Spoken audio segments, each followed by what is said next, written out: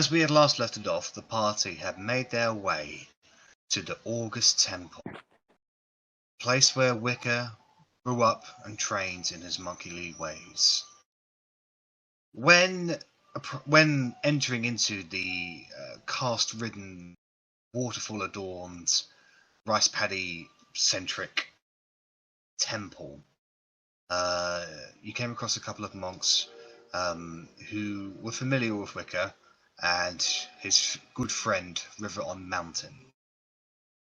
They led you through part of the temple, seeing the various dozens, even hundreds of monks training in their regimes, often choreographed, synchronized, or just meditating underneath on bridges or underneath trees of various likes. So heading into the interior of one of the temples, which has very much an open aesthetic with various cordoned off, even walled like estates within the temple itself, but with an open sky. Eventually you were led to River on Mountain's estate. You found her meditating by her river, and she was saddened to hear of Wicca's seemingly transition to a new form of life. But she thanked you for the news and was disappointed that you guys hadn't come for training, but has walked inside to make a fresh pot of tea for you, leaving you guys outside. But the door is open, welcome for you to come in. And that was where we left it off. So, River on Mountain is currently inside her open, like, dojo of places. You can see her operating a strange-looking pot. And the fire itself doesn't seem to be coming from any source. She seems to be concentrating on the base of the pot, and it is on itself heating up.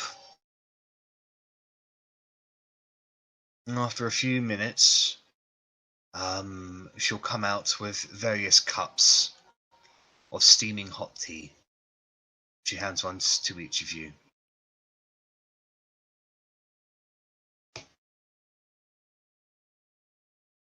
She'll then take a seat on one of the nearby rocks. Just slow sip hers. She'll smile a little. She'll say,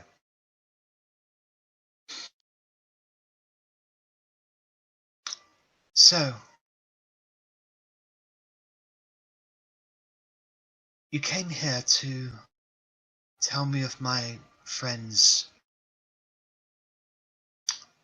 change, his death, so to say. I have to know, who was he to you? Were you his friends? His estranged family he was always going on about?"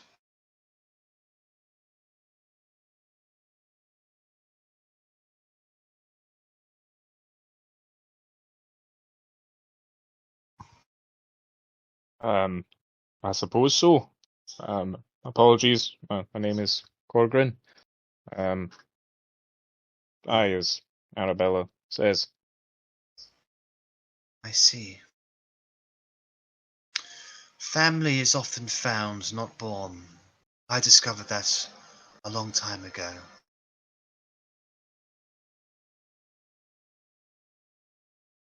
What interest is the August Temple to you? You've only seen but a fraction of it. But it often holds a great sway over many.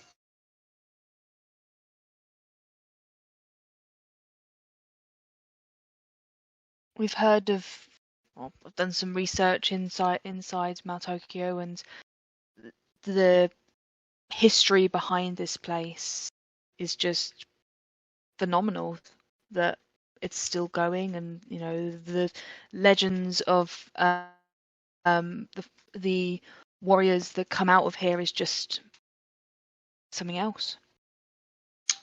Yes, we train day and night to become the best of the best. Windward often calls on us in times of peril. But we have our own way here, our own culture. Now, Tokyo is unique in its own standing, but we are, I like to think, a little different from even them. And my apologies, madam. You look familiar.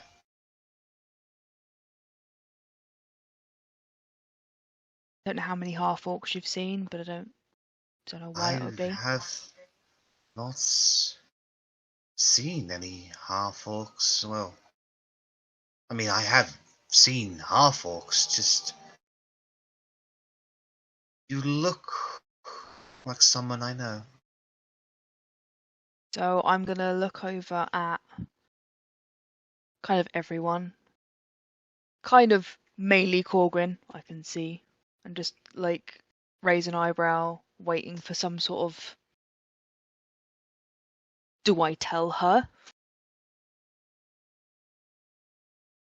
It's kind of Yeah, someone we don't know. I'll give you like a subtle. What's the harm? You know. Gonna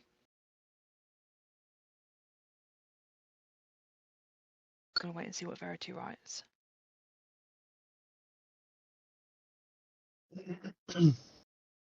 Give her a minute. She's been writing for a while. Yeah. I'm gonna turn back and I'm gonna say, well, there have been rumors that one of my bloodline might be someone within the temple, but at the moment it's, handed down information. Curious.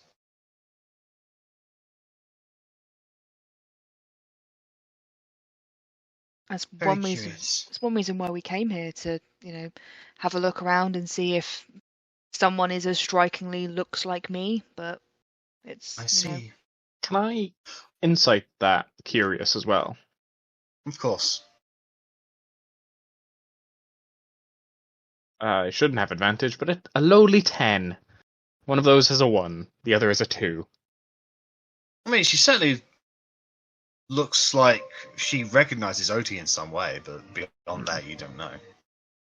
Fair enough. She sips some more of her tea. do you? Yep. Sorry. Do you happen to remember a troop of people come through? I want to say 7 years ago for Melody's group. 7, 8 years ago. 7 years ago, I was still in training. We have people come by every now and then. All kinds of individuals. Sometimes they stay for a little bit of training and then leave, and sometimes they stay permanently. It's not unheard that many of our people go out into the world and join other groups or even act as mercenaries. Some follow in the footsteps of our Grand Master, as he was a mercenary in his younger years. Some see it as a rite of passage in some way. We would love to meet the Grandmaster at some point if possible. I understand that he's hasn't been out and about for a little No, while. he does tend to focus on his duties as Grand Master. However, what would be the nature of your wishing to meet him? As a sign of respect to introduce us, if he'll have us, of course, and obviously to let him know about Wicker as well. Well, the Grand Master did personally train Wicker, just as he personally trained me.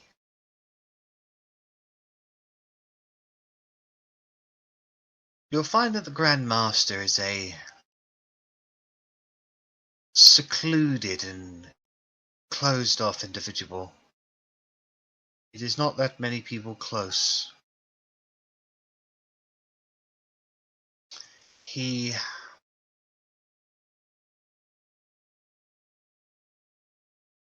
may be hard to get you to see him. I will be absolutely honest, but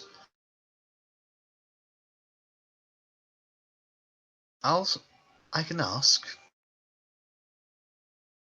It would be better if you joined a dojo.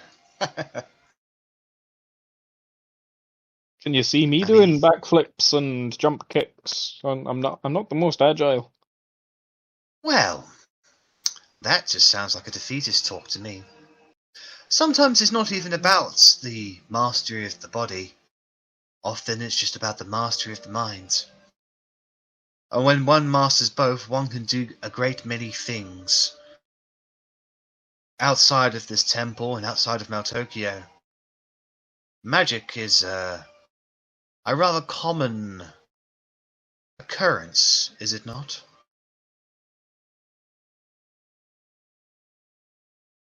It was in our history, I'd say probably, yeah. Well, here, magic and martial combine to become one. And if one focuses long enough, one can replicate it into a new form. Behold. And with that, she shimmers on the spot briefly. She steps back into a more shadowy part of the building, and with that, she disappears on the spot.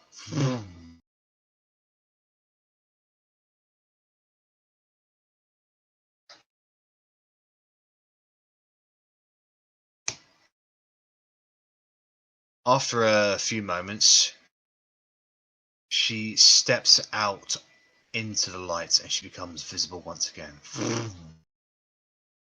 My particular training has taught me the ways of the shadows. If I don't wish to be seen, I won't be seen. Go wherever there is dim light, I can have a presence there. I'm sure you can do that, young lady. But I assume you'd have to rely on magic to do that. Myself, I simply rely on my own sense of will.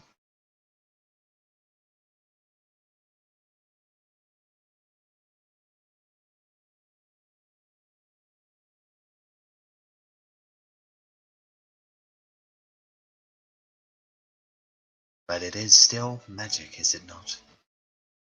What we call our gifts here is, we call it ki. It is an energy found one within themselves. It surrounds us. It inhabits all forms of life, from the fish in the river over there to the leaves in the tree over there. Inside each and every single one of us is a key, an energy just waiting to be unlocked. This is what we train for here at the August Temple. To find the better versions of ourselves. I think everyone can respect that, regardless of what stroke of life you're from, just, working towards a better version of yourself. It's honourable in its own way. Yes. Well, drink your teas, and I'll see what I can do to get you to see our Grand Master. That she goes inside the house, leaving you guys to your own devices.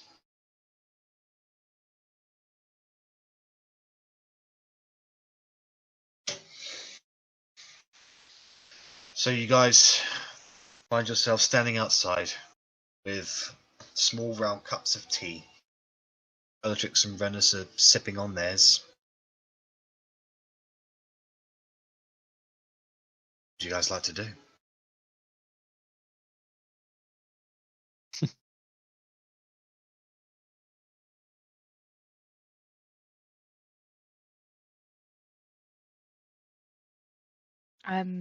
I'd probably just turn around to everyone and be like, well, if we can at least try and get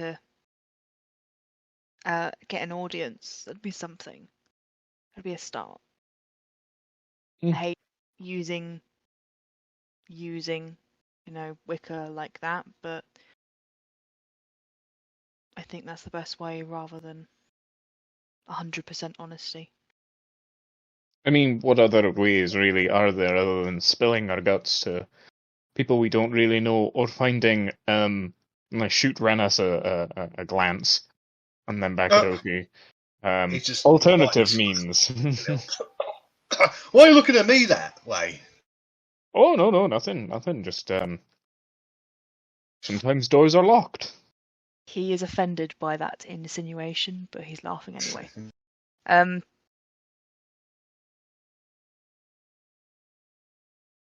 Yeah, I think if everything was mentioned and everything was honest, I think he might be a little bit shocked. But do we tell everyone about, River doesn't remember Melody's group, but should we tell them about Talion?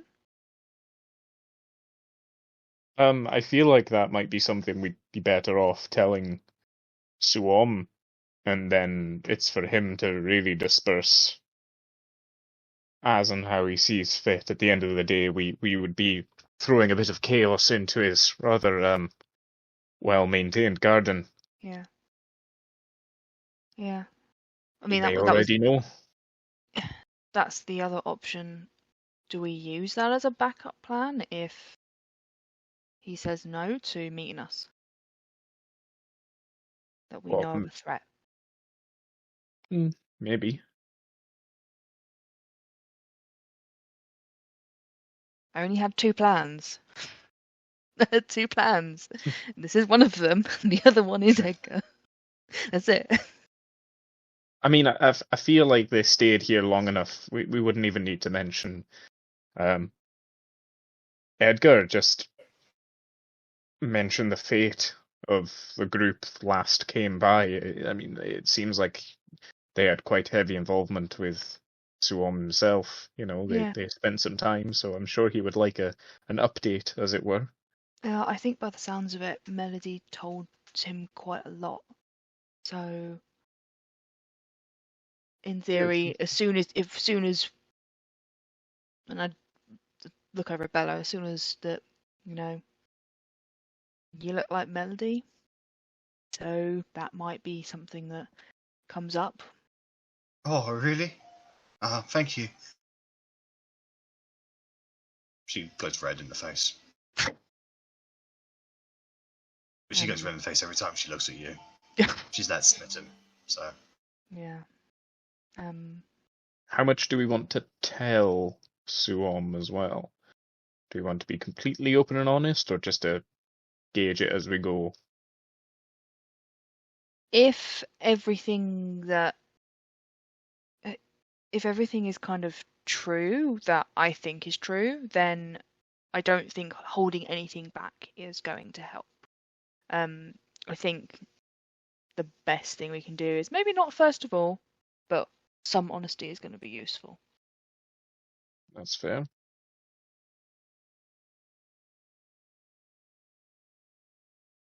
I can certainly be on board with that. If Suom knew who Wicca was, then in theory, if we are travelling companions from Oakenheath, there's a very good chance that he will know who we are pretty much straight away.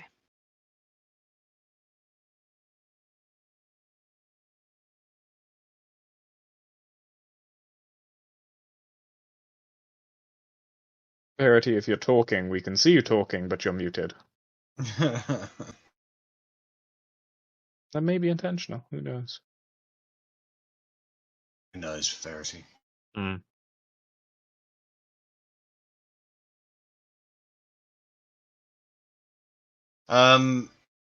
Has anyone who drinks the tea, they'll find it's actually very well crafted. Like you've been having tea around, where you've been staying in Mount Tokyo, and That was pretty good. This one, like, tastes. If patience could have a flavour, it would be this. It was almost as if, when brewed, it was. Each leaf was carefully considered, cultivated, grown, and boiled, grounded in a very, very specific way that creates a very unique flavour to the taste. You surmise with that River on Mountain must be very, very skilled at making teas, or the August Temple in general just has specifically good teas. See if we can take some for the road, huh? I mean, I'm sure even my heavy hand could probably make at least a semi-decent tea out of good herbs, as it were. Mm.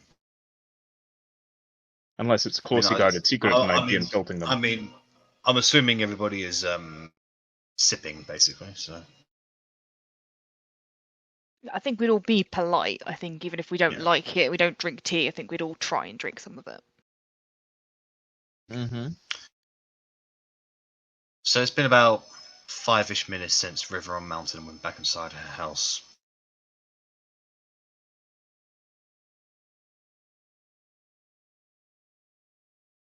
Eventually she comes back out again.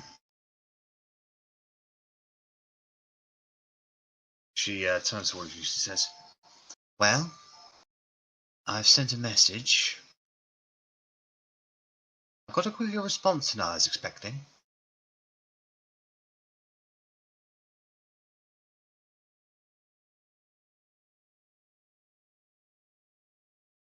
There's a slight issue.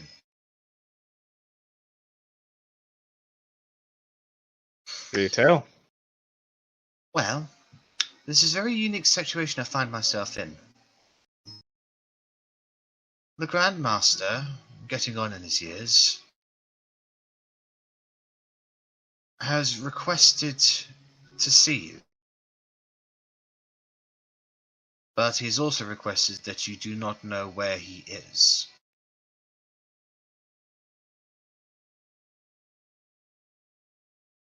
So we're going to be, like, brought there blindfolded or some such? No need. Have a good nap. Can everybody make a Constitution saving throw, please? Motherfucker, she drugged the tea. I'm out.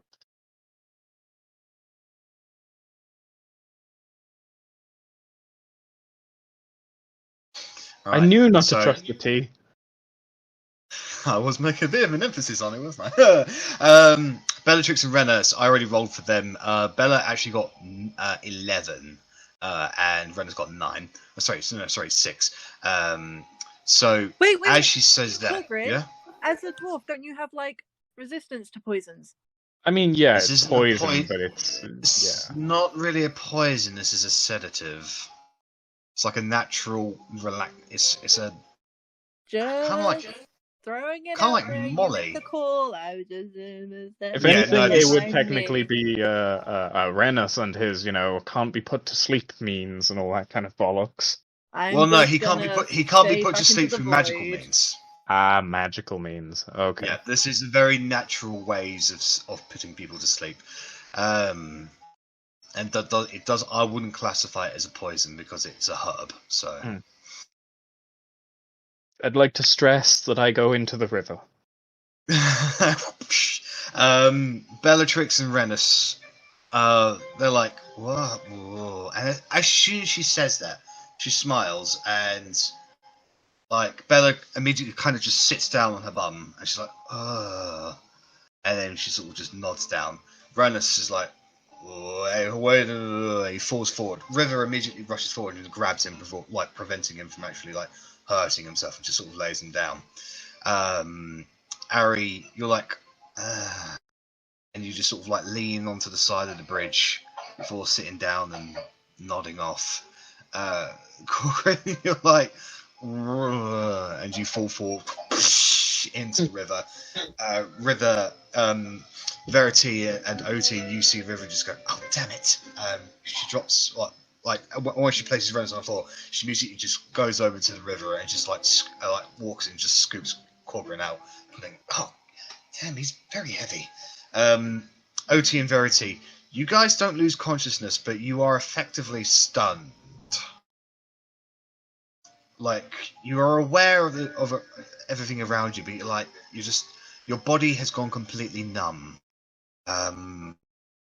Almost like you just got the pins and needles sensation all over, and you feel very sleepy, but you were able to stay on your feet a little bit. As she fishes Korgrin out, she looks at all of you. She says, "I meant no disrespect, and I meant no harm. It is just a normal sedative. Please let it take over, and when you wake up, you'll be safe, and you'll be near Suwon." I'm gonna be like, pinky promise. Yeah, of course. Wonderful. I go sleep.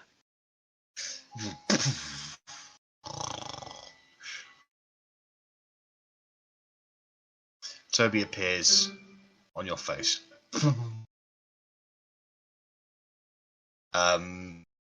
Do you continue to resist the effect of the tea, Verity?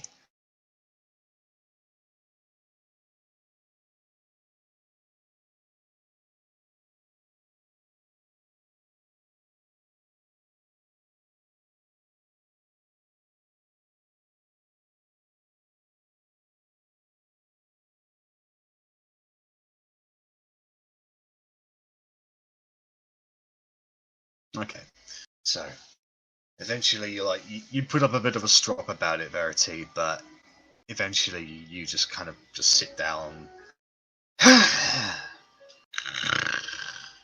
Shh.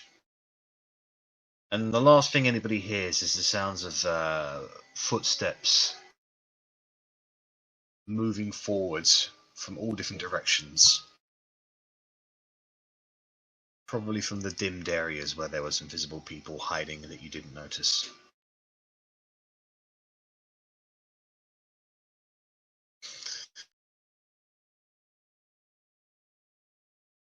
Eventually, you guys come to consciousness.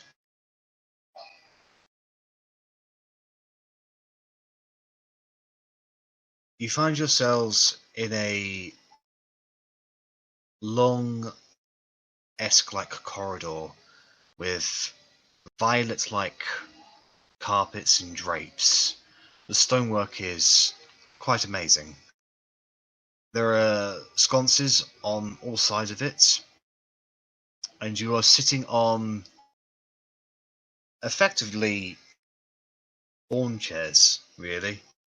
Like, weird in their design, but like there's no backrests or anything. You're basically just sort of plopped up against a wall with some cushions and sitting on these bamboo-like chairs in a completely unknown section of the temple. You don't know how long you guys have been out. You don't see anybody around you. To your left, you can see that the corridor goes on for the better part of 60, 70 feet before eventually it branches off to the left and to the right. And then to your right, it goes on for about 20 feet or so before you see a large arch-like wooden door, arched double wooden door with hand-carved designs and patterns into it, almost as if chiseled by hands. Very well intricately made.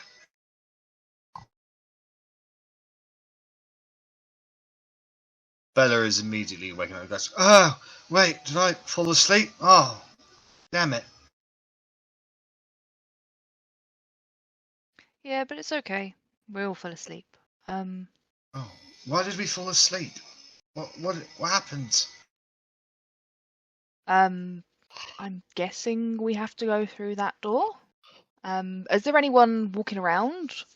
Oh, no, it's a completely empty corridor. You're just all sat in a row next to each other. Still sleeping. Korgrin, you're snoring. Korgrin, you're snoring. Korgrin. Korgrin. The weirdest dream. We just met someone called River on Mountain, and she gave us some lovely tea, and then we were asleep. But Is that was Korgrin still wet? His beard's a little damp, but it looks like he's been dried off a bit.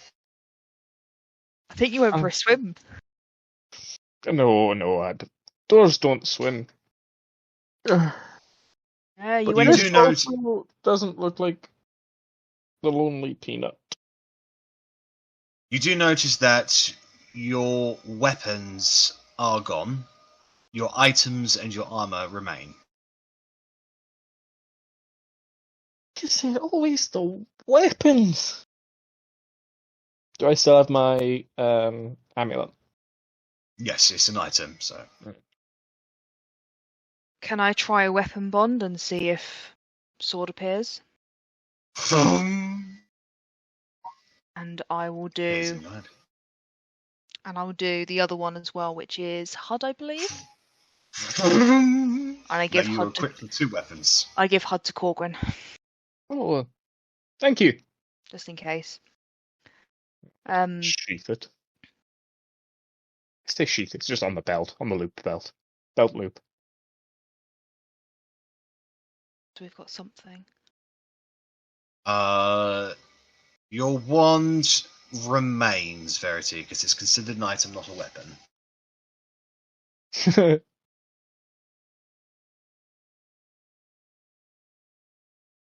I mean, as you all are now making noise, you do hear a small the sound of one of the archways opening, and you see a bold-faced, a bold-headed man in orange and reddish-like tunics stepping out. He's quite old, wrinkly face, long, long grey pointed beard, and he closes the door behind you and turns to the rest of you. Says, good, you are aware. You have weapons. Thought we took those off of you. Yeah, magic, you see. Might I request that you leave those weapons behind? Your weapons will be returned to you in due course. It's just we cannot allow you to have weapons in the presence of our Grand Master.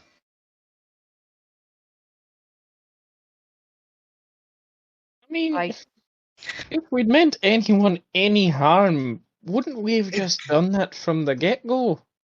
It goes against our tradition. The August Soul has always been traditionally a non-armed meeting room.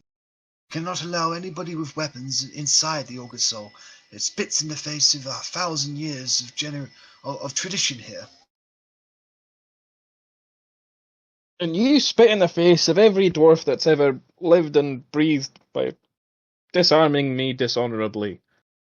But it was not dishonorable, but it was a means to an end.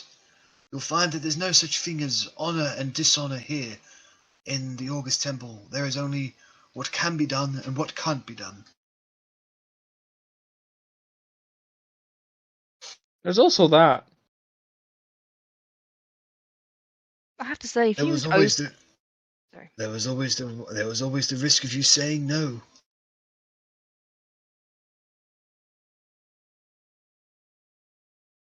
I hand HUD back to Otti. I put them both down on the floor Tring, by the door. I appreciate that. As you say that, Arrabella turns towards you and says, well, actually, the tea was not designed to knock you out. However, River on Mountain is skilled enough with her key to activate a latent energy in her tea making. So when she was ordered to bring you before her, just so happens that you had drunk her tea, she was able to activate it within you. It is something that a high-level monk can do.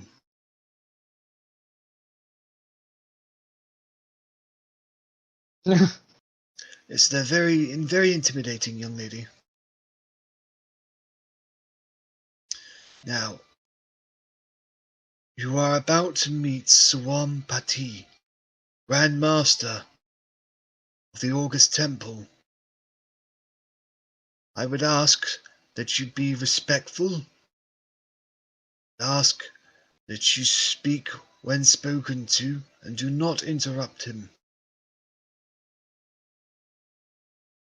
He is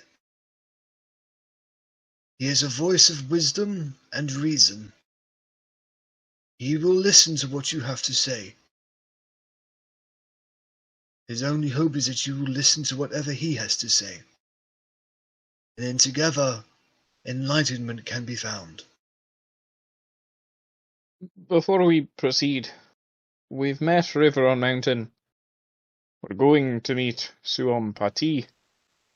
Who are you? Yes, River on Mountain is Swam Pati's second master. I am stoic. I am simply a master here at the dojo, in the August Temple. I have Suwam's confidence, but not as much as his first master and his second master. My moniker is stoic. You got me just before I was going to incite it and just say basically the same thing. So he is stoic, but what's his name? Is that also his name? Or is he lying? That is also his name, yeah. Well, if you want to incite that, go right ahead. No. Arri beat me to it. My name is Stoic, young one. Fair enough.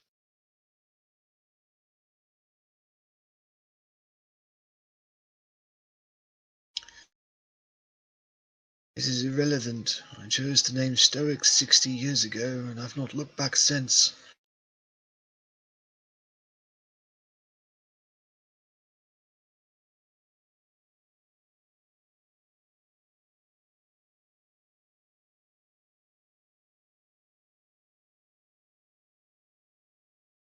Half the pie is typing.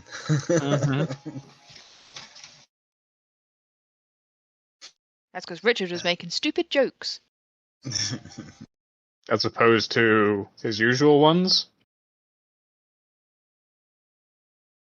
Very well. I shall leave you to enter on your own accord. They wait inside for you. With that, he walks down the corridor. The Grand Master, his first master, and his second master, whom you have already met. With that, he continues walking down the corridor, down the 70 feet, then turns left and out of sight, leaving you in the corridor alone.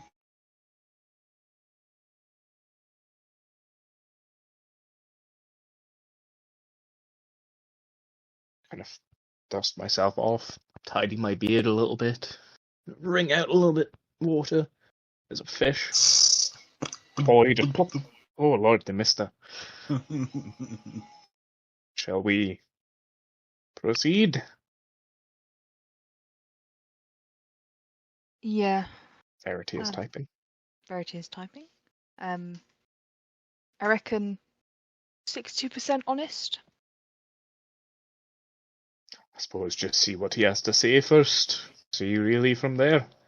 I mean, his first and second are with him, so I suppose we might need to just mind our tongues a wee bit, but if they have Suom's confidence, then presumably they might come to learn it anyway. So... no rumble, it's an old man.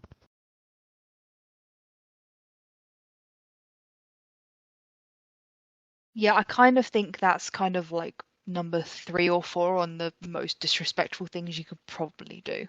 Yeah. Number 2 would literally be going in ass naked. Dun, Somehow Verity has gotten like a towel just around her neck, and she's, going at it. Verity, you're underage, says God. You're underage. It's fine. It's anime censorship. Just magical steam appears and just covers all the bad parts. I mean, hell, we are in Japan. Why not? And there's enough steam coming from this waterfall, so. All right. So. Don't break concentration. So. Do you guys move towards the archway door? After you, I would say, Otti. Yep. Lead the way. Okay. All right. So you walk towards the archway door and you slowly push it open. And you walk inside to a circular room with three bonfire sort of pits or like sconces on the ground that give off light in this area at 3 points in the circular room. There are 4 suits of armor at other points in the circular room, sort of all faced to each other. 2 on your, 1 on your left, 1 on your right, and then 2 in front of you on the left and on the right. The stonework itself is ancient. Clearly, just Korgrin, you know from the get-go that this room was probably made by dwarves, or at least had a very big helping hand in it. On the right, up the suit of armor, just beneath it, sitting on a small bench-like thing with a blue cloth over it, writing in a book, is Reveron Mountain. She watches you enter. On the left-hand side, standing just underneath the suit of armor, is a very serious-looking man. He is wearing a yellowish, orangey kind of tunic with like a large white, like very thick rope-like appendage draped around the back of his neck. Across his where a belt would be are in fact bluish like marbles, sort of over top a red sachet. He's wearing golden yellow like gauntlets, and his left arm is exposed, but with a singular armband around it. He's got that thick rope like bow tie at the back on his back, and he is standing on cog-like sandals. It's just that the difference is usually sandals have got 2 points, one at the base of the toes, one at the base of the heel. These ones only have one base, right underneath the soles of the feet. Either it looks very uncomfortable, but is in fact a great display of balance that he's having the entirety of the time as he's standing on them. His face is very serious. He's got kind of a thin moustache here with a chin beard that goes around here, down there. He's wearing lots of like talisman-like papers around his neck, and he's got a large pin through his black bund-up hair. And standing in the very middle of the room is a tanned individual with long, flowing black hair. He's wearing white, baggy, monk-like trousers with a single white sash holding from the belt. In the middle of the belt is it's kind of like a black sash with a golden, like, buckle. And he's completely bare-chested, showing an extremely well-toned, like six-packy kind of chest area. Very muscular individual. He's wearing 4 silver armbands, 2 on each arm, 1 around the wrist, 1 up here on his bicep. He's not wearing any shoes or socks. His bare feet, with a single golden ring around his ankle. He's got a chin beard, quite pointy, black hair that points down to the middle. If anything, he probably looks the youngest one here, Besides River, he looks no older than 30 odd years old. You'll step in, close the door behind you. He looks back and forth between all of you. And now that you see this individual up close, you are all noticing some very physical similarities between him and Otti.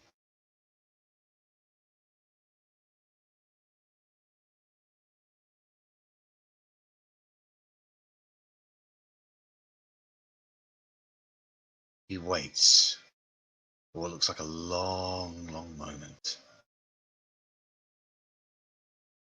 Hawk-like gaze piercing at each one of you.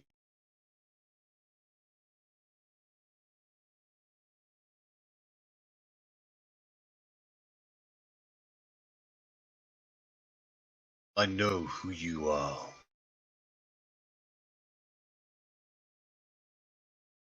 You are the Unforgotten.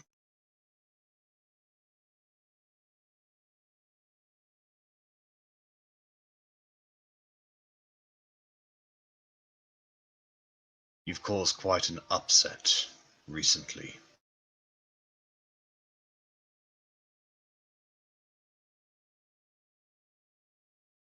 That is why I've called you to me. I am Suwam Pati, Grand Master. This is my first master, Lihan Adir, and my second master, River on Mountain, whom you have met.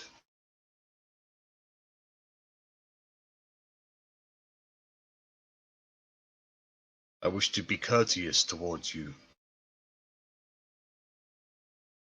and I wish to learn your side of the accusations that others have brought before you.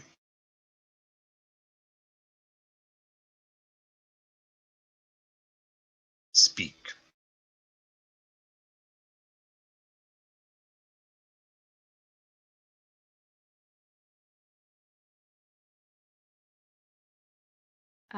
He looks at you, Arrabella, as you say it, and he says, "Age is of no consequence to a master."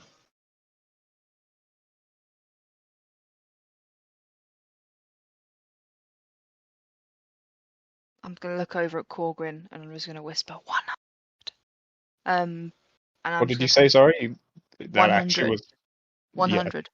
too much of a whisper. Yeah, sorry. 100. 100. And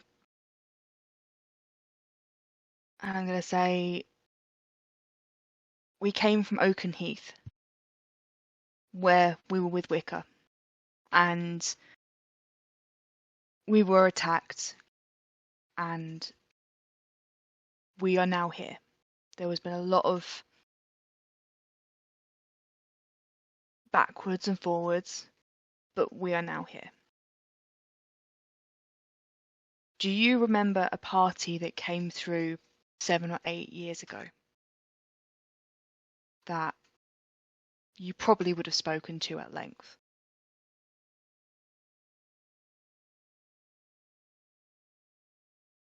I do. Well, we have amongst us Melody's daughter. His eyes shift on over to Bellatrix. I see that. And we believe Nimble's son? I can see that too.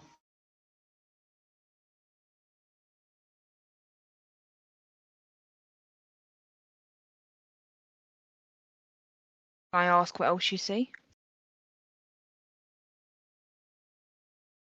I see apprehension. I see scaredness. Fear of the unknown. Fear of trusting. And You need not worry about the capital here. They cannot reach you. You are in my domain.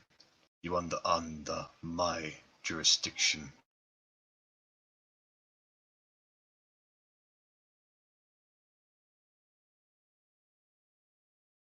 time we were in a room like this, we were ambushed. So please forgive the apprehension. I am unarmed. Unfortunately, it wasn't. It was a magical force field. The only magics that work here are the ones you bring with you.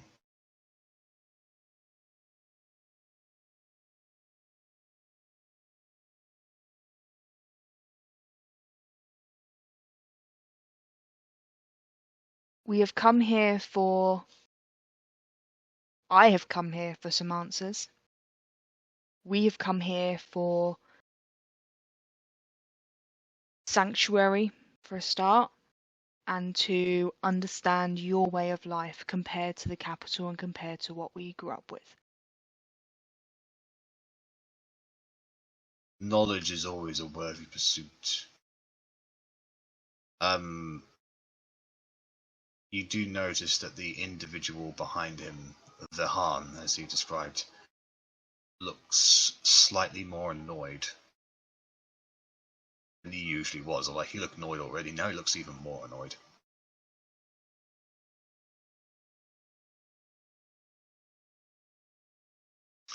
If you seek sanctuary, you may find it here. Depends. I must ask you some questions, and I would hope that you answer honestly. Before, if I may interject, you ask, could you please let us know what it is that you know in terms of how our reputation precedes us, as it were, and how that's reached you? He reaches behind him and he pulls out a small scroll tube, and he puts it in between his two fingers and he tosses it towards you. It's soft enough that you're able to just quickly grab it. You have a quick inspection of it. Looks like a messenger scroll. Read through it real quick. Who's it Well, signed by? You don't need to read it. It is several posters depicting each and every single one of you wanted for the crime of high treason. I'll just kind of they got my cheekbones right, and I'll just turn and show it to everyone and just, we're fugitives. Yay. I received that several days ago.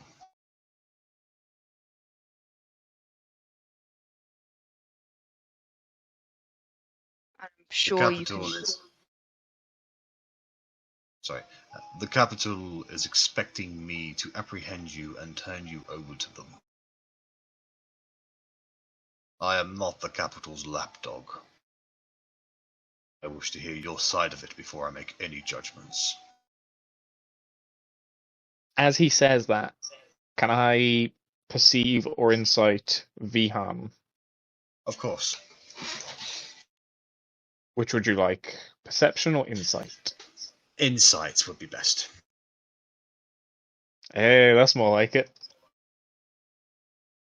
He still looks incredibly annoyed, but he is very clearly biting his tongue on this matter. But as he says, I'm not like the capital's lapdog. I wish to hear your side. Is there like a micro expression, like a twinge of the eye? There's a slight frown kind of thing. No, not really any change in expression on that one. Okay. Fair enough.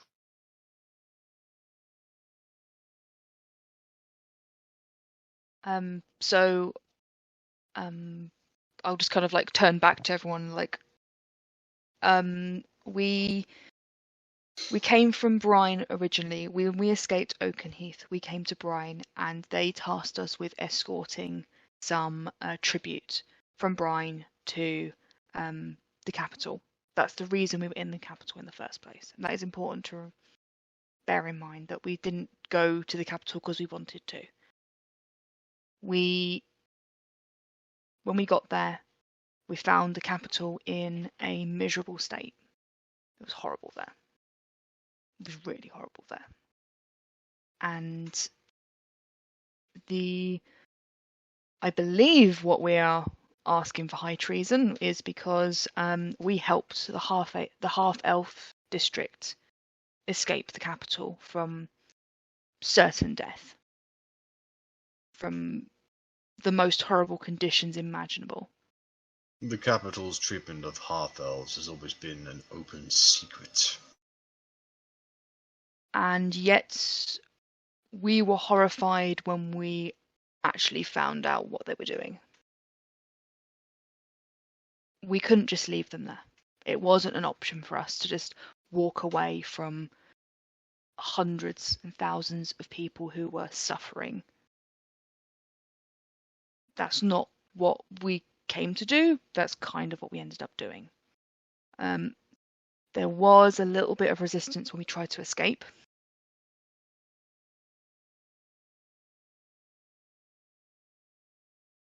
I'll look at Otti as she's saying that and just to try and get you to turn around. Not quite so subtly, given that you're up front, but I'll just kind of ask, do we want to mention the throne room?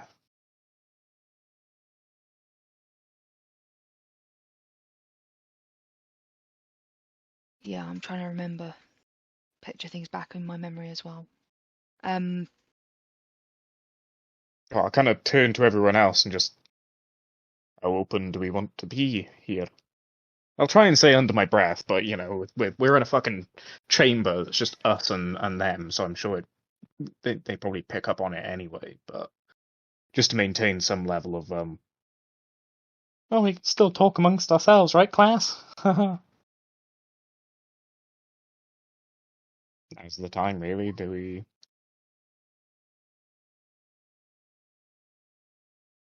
Well, it's more just, do we want to?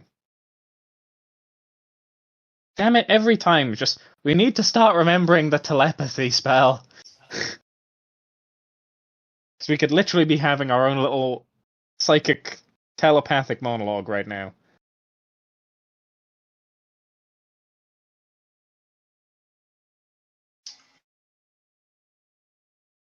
So, you saw injustice and seeked to rectify it. You had a friend to help his people. You helped your friend. You've completely and utterly upset the way of life for the capital. Point where they don't know if they'll ever be able to recover. I have one question. Do not lie to me.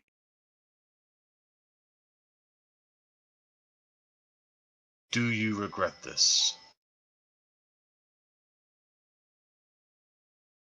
Freeing the half-elves. The first, Yes. if recovering for them means putting a load of people back into discrimination and racism, then I don't think they should recover in that way, okay? They have a chance to be better now after this. And I hope they take it. Just throwing that out there. So do we regret freeing a race from under the tyranny of a king? Do we regret rejecting the king? Do we regret leaving the capital to save our lives and the many, many others? Do we regret that the poor districts are probably suffering more than they were? Of course. But I don't think any of us would change what we did. Like, I wouldn't. The king in his seat right now, he needs to be removed. Like, I'm not sure if... I'm going to turn to everyone. I'm going to just kind of shrug. As you say that, both Vihan and River react very differently to all that, but Suam does not. I think what our halfling friend is trying to say is that perhaps what is put on the wanted posters is necessarily a lie. The reasons why we're on the wanted posters probably is, however. You are accused of high treason. And this woman has just said to me very clear, as clear as the day and the night sky, she wished to upend the king. There can be no higher treason than that. No, and that's what I'm saying. Completely agree. We are, what's it called? Seditionists? I don't know. I feel like the narrative, however, is something that we do not currently have control of. Are we guilty of high treason? Aye. But I think it's for the right reasons. Not just the capital's own, these are bad people, turn them over. That is not for me to decide.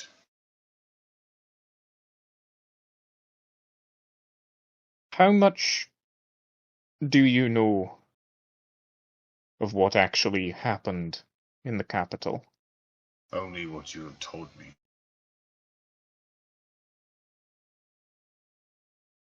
Do you know? Go on, after you. Do you know that they're trying to create Argoneth again?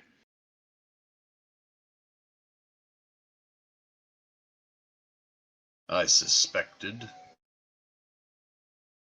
And you probably remember Talion from when Melody's group came here. I do.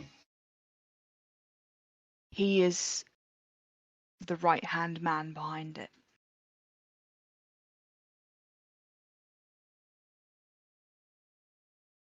The king is the left hand.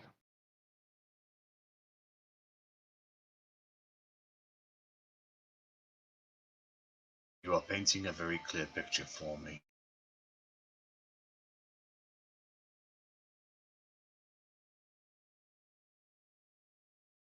I have made my decision.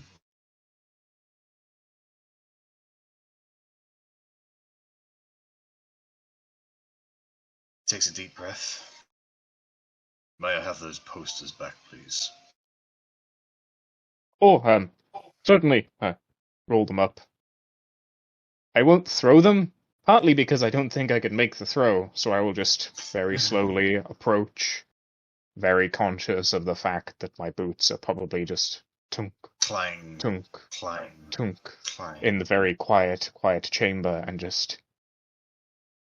For you. Thank you. Yeah, takes the posters out. And he looks at them. Looks Christ. at all of you again. Rolls them back up and rips them in half. Vehan immediately goes, Swarm! What are you doing? I am making my decision, Vehan. They are traitors! If you will give them sanctuary, you risk wrath on Tokyo and on us! You know the correct course of action. You must protect Tokyo. I have not declared them to be worthy, Vehan. I've only decided that their words carry merit. I do not mean to do this. I do, Vehan, and you will know your place.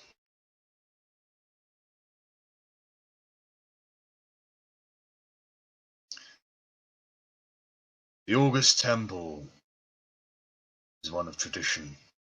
Tradition that you spit on, Vehan!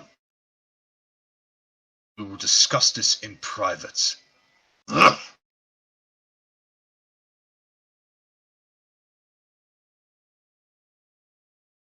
The August Temple is made of tradition. I have found your answers acceptable. We are not the capital. We do not answer to the capital. Treaties may say otherwise. But we are our own people. And on this occasion we have decided not to listen to our neighbors. But what my first master says is true. If I harbor you, if you are truly guilty of all they claim, if you are bad people, I risk ruin and destruction, the capital's wrath.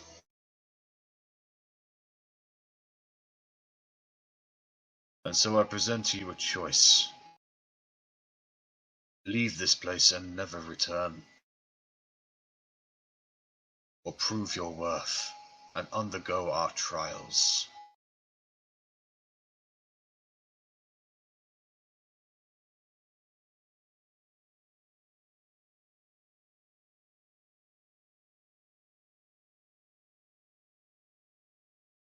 I am so ready for trials. Is this like a math test? Or am I going to have to balance on a rock? There will be a test of wills, a test of skills, and a test of balance. Oh no.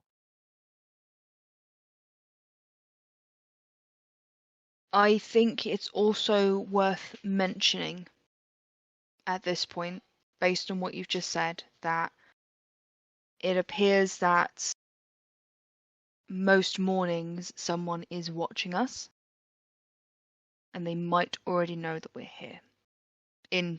Just to be transparent with you. I know they know you are here. That's why they sent me this message. Why they told me to apprehend you.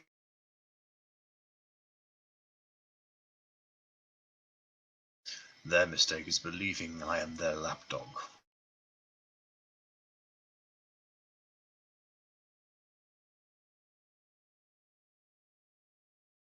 What do you people decide? Will you leave and take your woes with you? Or will you prove your worth? Be laden to the truths that is the August Temple? I feel that whilst Stoic made mention that this is not a place of dishonor or honor, it would be unbecoming of us to reveal this to you, put you in this position, and walk away without having at least tried to own it. I think we are probably all of the mindset that we will undergo your trials, succeed or fail, but nobody can say that we didn't try. Very well. Behan, River, prepare the arena. Yas, love me an arena. Last time I was in one, I fought a dragon. He stands up, and he's as tall as Bellatrix. This guy is monumentously massive. Should you pass the trials, we'll have another conversation, and this one will be more free with our words. And he looks directly at Otti as he says this.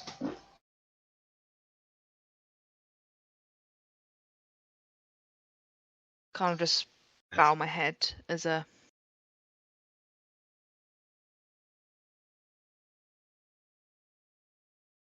Bows backwards, or bows back towards you. Says, and if they do pass the trials, Viham,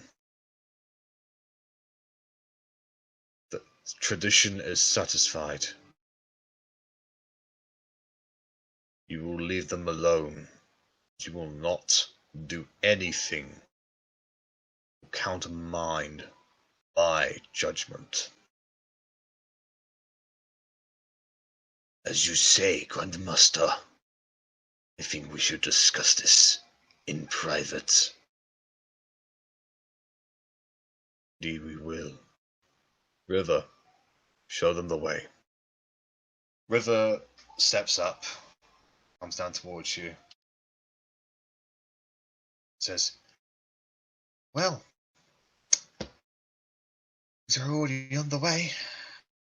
if you'll trust me to guide you, I won't drug you this time, I promise. I like you, River. I really like you, River. Thank you, I quite like you too. That she escorts you out of the August Soul. Before the doors even close, you can already hear Vihan and Sawam begin an argument with each other.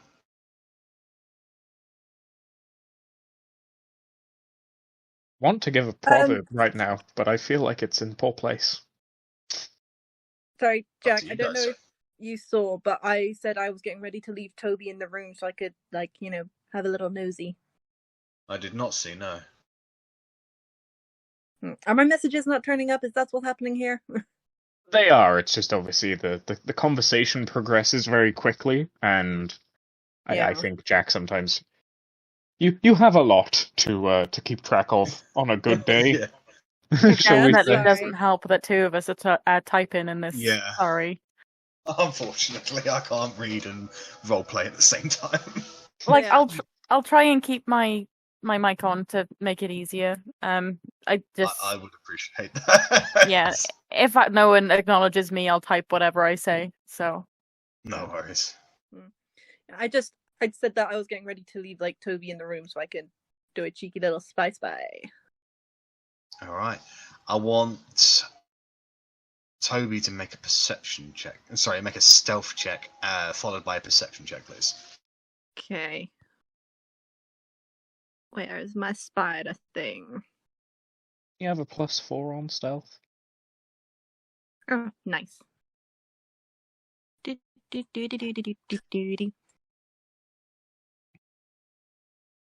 Ooh, they see the spider. See? Did you get a natural one?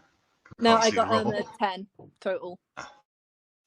Yeah, they both are keenly aware there's a spider in there. Okay, abandon plan. The That spider doesn't mean they're just doing disappears. anything about it. It doesn't mean it's more of a case of Swam definitely notices a spider in a place that there aren't really anything else, including spiders. It's up to you. You're aware that at least Sawam knows you're there, and Vihan as well. But there's no reason for you to believe anything other than the fact that you are just a spider. Yeah, I'll leave it. I was just being nosy because I'm like that. Also, Well, would you like to listen in on them? It's up to you. They're not making any actions beyond recognizing your existence. I'm just gonna hang back so I'm hopefully out of earshot of River and just be like, do people want me to stay behind and listen? Yes, no? No, I feel like we're being guided. No problem. And also, Jack, just because I added it into the Discord chat, when someone took my wanted sheet back, it was defaced. Defaced. Oh yeah, I saw that.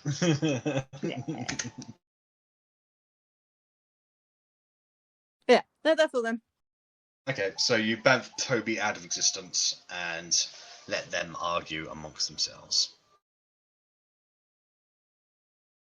Okay, so River leads you down the corridor, takes a right, and leads you up to a square room with it's effectively kind of like a washroom and storage room. Your weapons are here, and she says, "Thank you. I appreciate. It's not nice waking up and realizing that you're unarmed. It makes you feel a little naked, especially those who do not know how to use every part of their body as a weapon. But your weapons are free for you to take, and I shall lead you to the arena."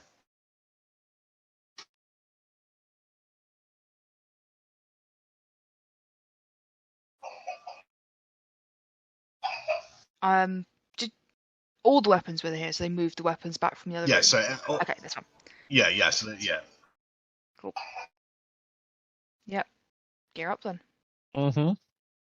Take your weapons. After you guys gear yourselves up, she begins leading you the pad apart about 40 minutes.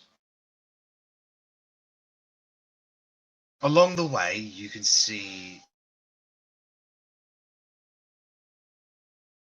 once you this temple is of a very ancient design. You can clearly see the elven architecture in here, mixed with a little bit of dwarven ingenuity. The rooms themselves seem to beckon to an ancient call that has long since left these halls and now answer to something else entirely. Eventually you are led outside and you realise that you are on top of a tower in one of the larger temples. Like directly below you is probably about 300-400 feet drop, and you are led onto a large wooden rope bridge that connects this tower to one of the casts. The wind out here is almost as loud as the sound of the gigantic waterfall that you have a very, very good view of, and the entire area is just misted up because of the spray of the water. As the wind blows, the bridge kind of ricochets and rocks a little bit, and anybody who's not keen on heights has a little bit of a tough time on this one. Takes you a couple of minutes to get across, but eventually you find yourselves on a rocky cast area that's been chiseled and carved into like an entire inner section. It's hollow on the inside, and she starts leading you through a spiral kind of stairway. Well, not stairway, but like a spiraling long corridor that just seems to go on the inside of this cast, upwards and downwards, and she leads you a little bit more downwards until eventually leading you off.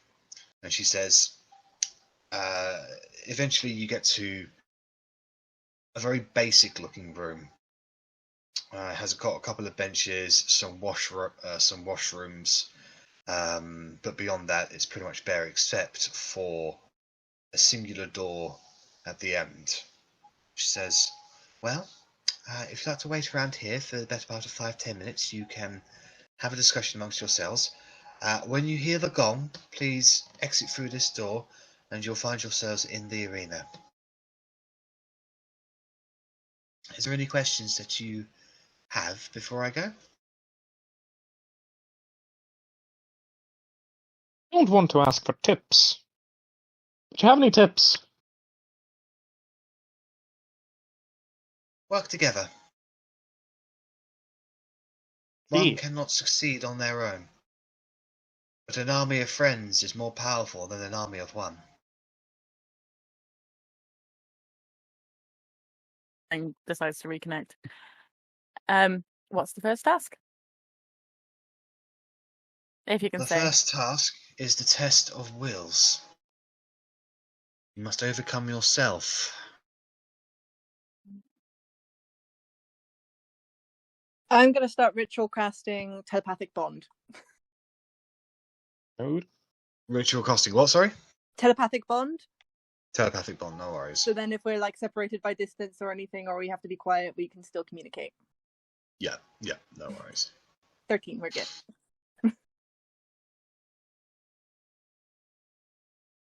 The second test is the test of wills. You Sorry, said test of will skills. first. Yeah. Yeah, sorry. The second round is going to be the test of skills. You can select a champion or all of yourselves, but I wouldn't recommend it. I would select... You'll see what the task is when you see it, and then from there you can decide who you want in and who you want out. The third test is the test of balance. That is when understanding the elements will lead you to victory. It is a difficult test, I'm not going to lie. I barely overcame it myself.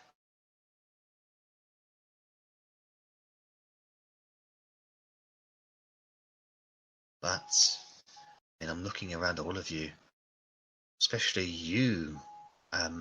Sorry, I didn't catch your name, and she's addressing you, Otti. Yeah, my name is I'm Otti. See, I have a good feeling on you. You look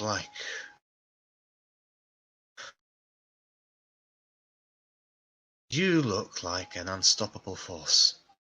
I'll be honest. Tell me, Otti, what do you think happens when an immovable object meets an unstoppable force?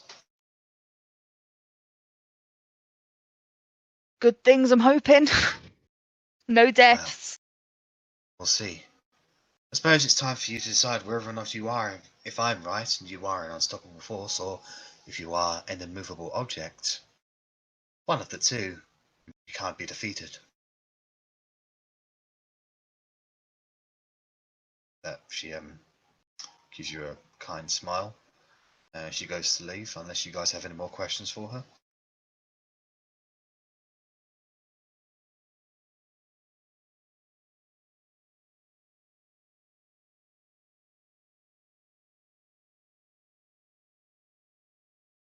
Do you guys have any more questions for her? Don't believe so, no. No. Nope. So she leaves, leaving you guys alone in the room. So Verity immediately gets about to ritual cast telepathic bond. What the rest of you guys like to be doing?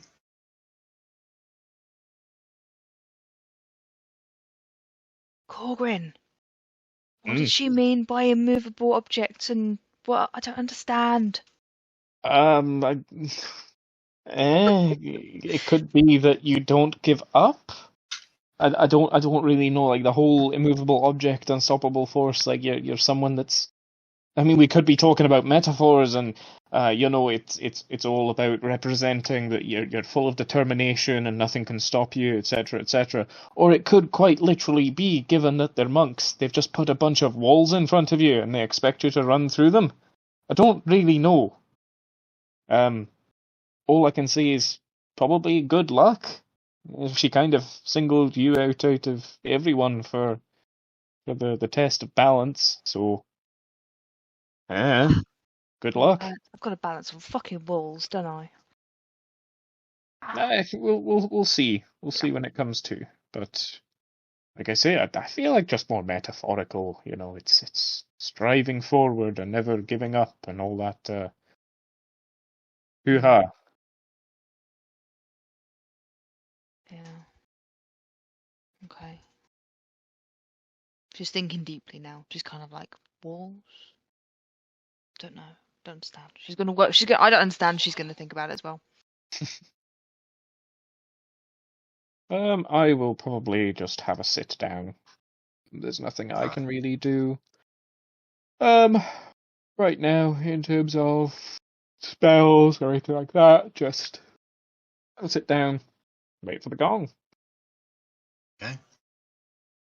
So 10 minutes pass, and somewhere in the deep you will hear a gong.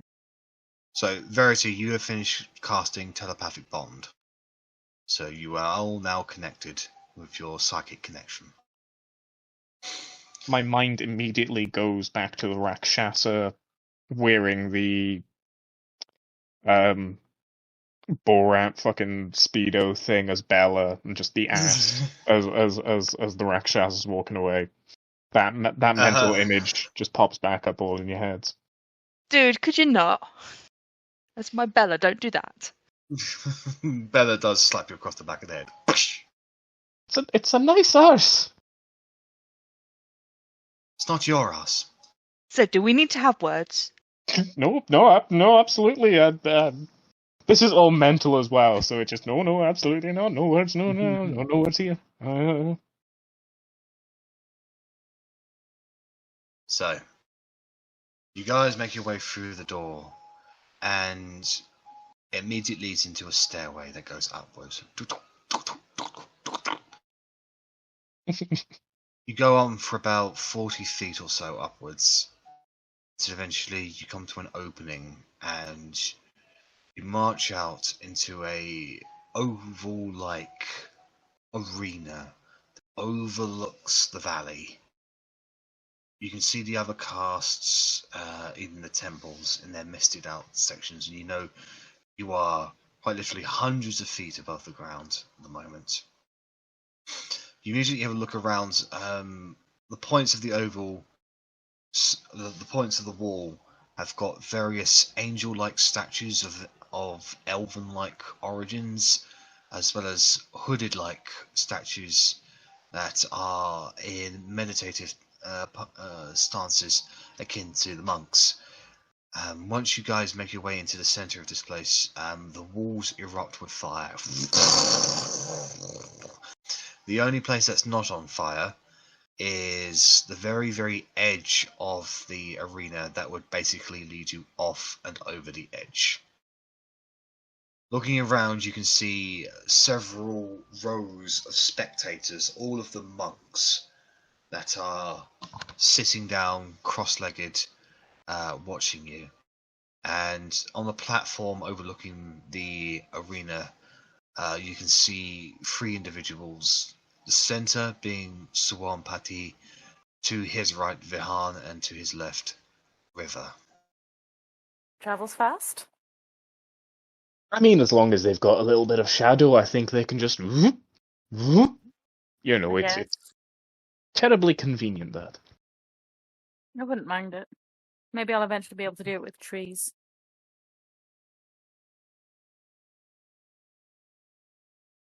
Suwan looks down at all of you and he says, "We gather here today to behold the trials of these strangers as they try to declare themselves worthy of us and our ways, even our secrets. Any can take the trials. Only a few pass them. As we all know, free living today in this temple have passed these trials. One is I. One is my first master, Vihan. And one is my second master, River on Mountain. Others have taken this trial in groups, and that is still considered a pass. But only those who are truly enlightened, only those who have true mastery of self, can hope to overcome these trials alone. I present this to you. Do any of you wish to undertake this alone? Do you wish to all fight together?"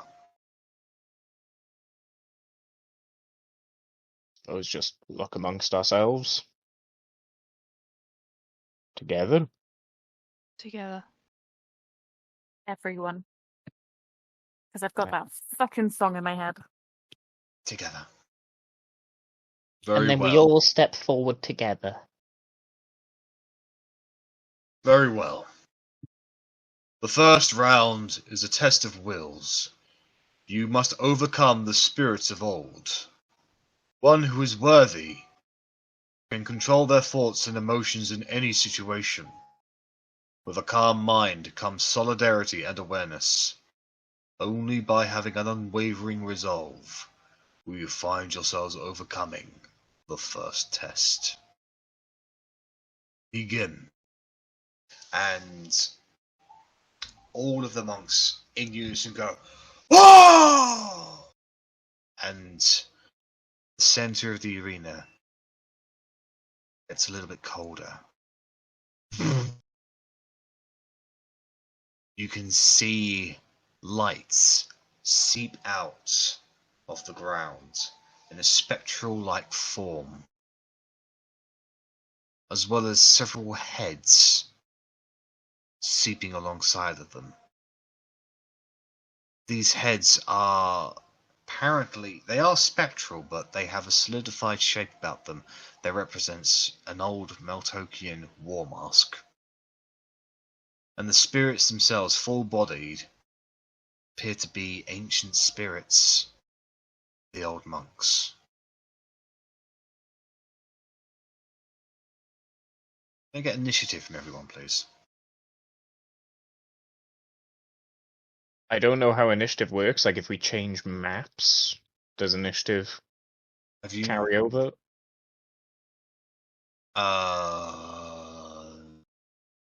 No, I don't think so. I think I don't think so, okay. I think it changes for us, and we can't see it, but anyone Okay. who's the DM can. So Okay. Yeah. Well, we're not changing Sorry, I forgot to maps select my as far as token. I'm aware.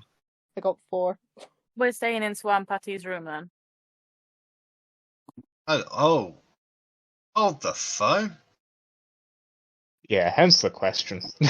I have been I need to reload Roll20. Have you been doing effects and stuff as you've been talking and we've just not seen it because we're not in the right Yes. room? No, because every single time I've been changing the fucking page, apparently you guys haven't been loading with me, so Yay. I'll reload it. So Richard has he's just got 10 minutes to be quiet. 10 minutes? 10 minutes? So we're going to use streaming, and he'll be able to use his turn to Cool. to work him, so that you've got less to do. I was wondering why I wasn't seeing anybody's rolls come through. And it also explains why I didn't see the chat either, because nothing's been loading for me. Ah, it all makes sense now. You can see clearly now the page is loaded. All Oh, of the Roll20, you rolls and your they shenanigans. are on their way. Oh, you. Alright, so I'm actually reading the fucking backlog now. Holy shit, there's a lot of messages.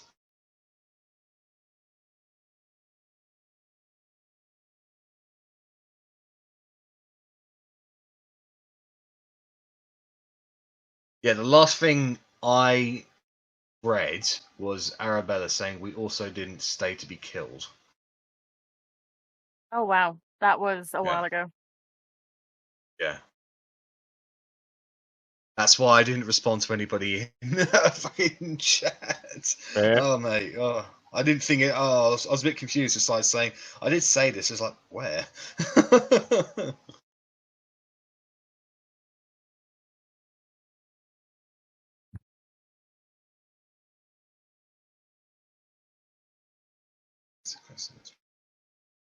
Who dusters? Right. Okay.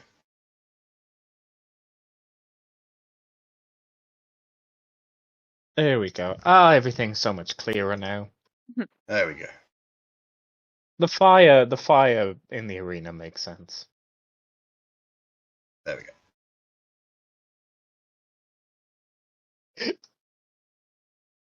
Okay. Alright, there we go. So, initiatives. Right. Verity, add turn. Verity got 4.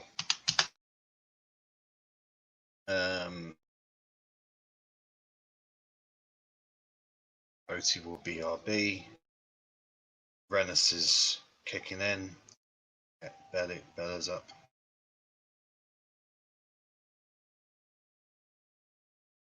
$13 for Korgrin and an 11 for Arri. Yeah, they're part of it, so that's good. Mm-hmm. I can see clearly now. Initiative. Has gone. I've managed to lose the back of an earring, so I'm gonna have to cut to that later.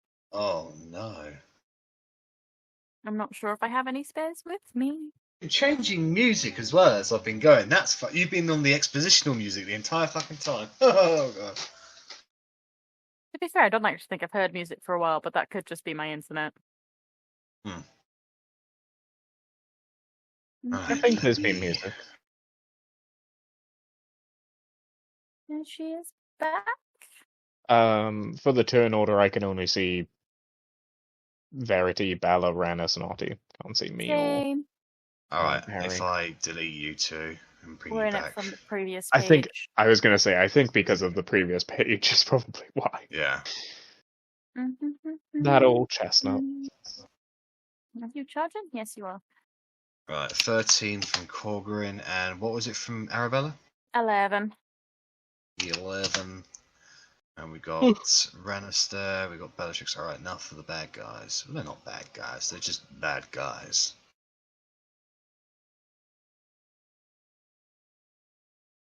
That's because they're bad guys.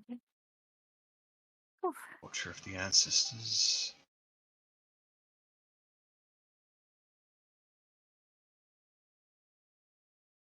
And Ancient Spirit.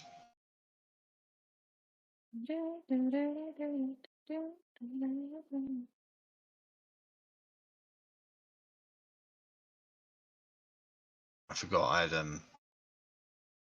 Rennas, just so you're aware that you're rolling to GM at the moment. That's how I set you up when I was rolling for you. Right, so send it. Alright, so I believe everyone is on there. No, we're missing Watcher. Watcher of the Ancestors. They like to On there. watch. They got 13. Nice again. Alright, Korgrin, they have definitely got a higher dex than you. Yeah, so I didn't even bring it up. I looked at the roll and I went, yep, they're first. Verity's got a +2 if I remember correctly, which means she'll be going before the Yeah. Ancient Spirits. She do. Okay, so let's get some Maltokian battle in. Alright, top of the round will be Otti. You see these spectral like spirits rise to the ground and then immediately move in towards you. What are you going to do? I'm going to take a step forward over there.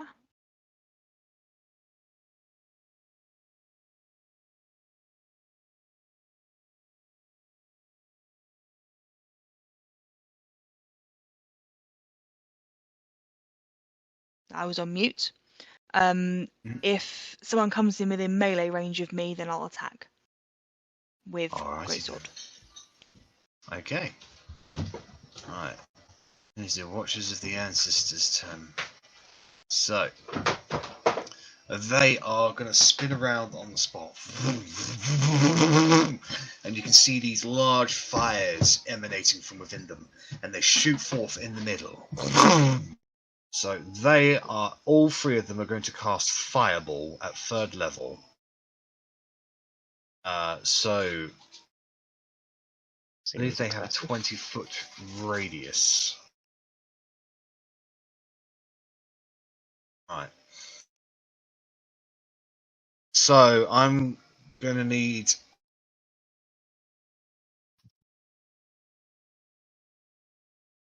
Alright, so Arabella's going to have to make 3 dexterity saving throws. Verity's going to have to make 1.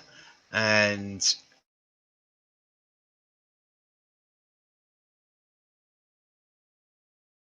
Rennas will need to make 3. Otti will need to make 3. And Bellatrix will need to make 1. And Korgrin will need to make 3. Just to confirm, we can see the attacks happen.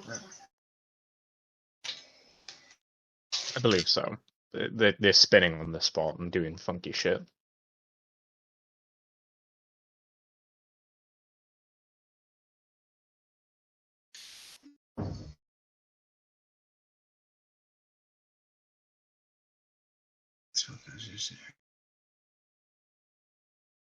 Alright, so you'll be resistant to all this fire damage, Arrabella, so that's good. The DC is 15.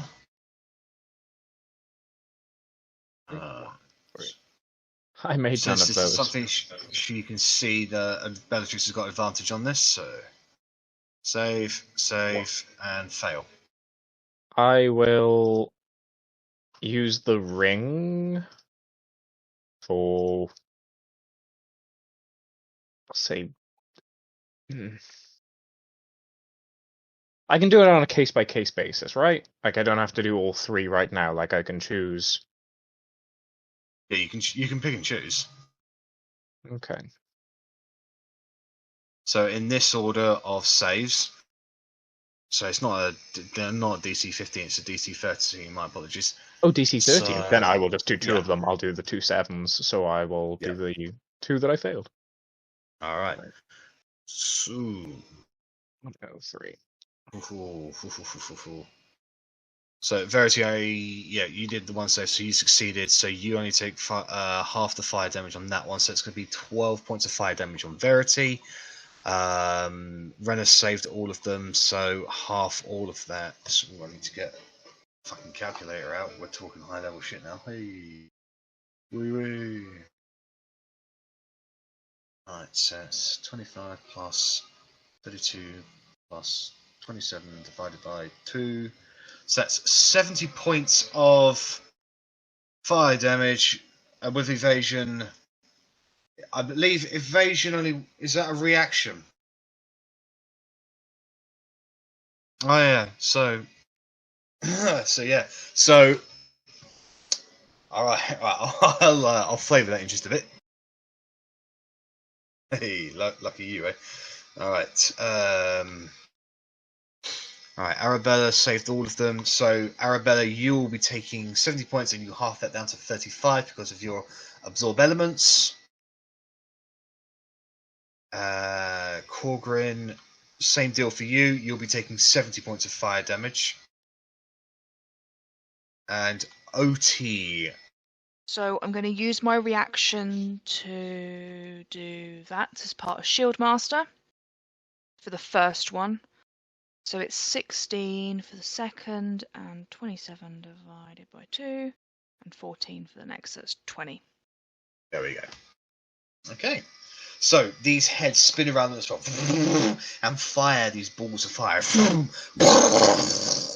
Rennas, you see this coming. You're immediately able to jump up on the spot, and all the hardships that you've gone through, all the battles, all the dangers that you've seen, it's just flowing through your body so naturally out, and it's in a feat of something you weren't even aware of, but so natural for you. You're able to jump at least 10, 15 feet in the air, completely avoiding the explosions, and fall back down onto the ground, completely unscathed. The rest of you, you're able to bring up some form of defense and guards. So Bellatrix took 12 points of fire damage.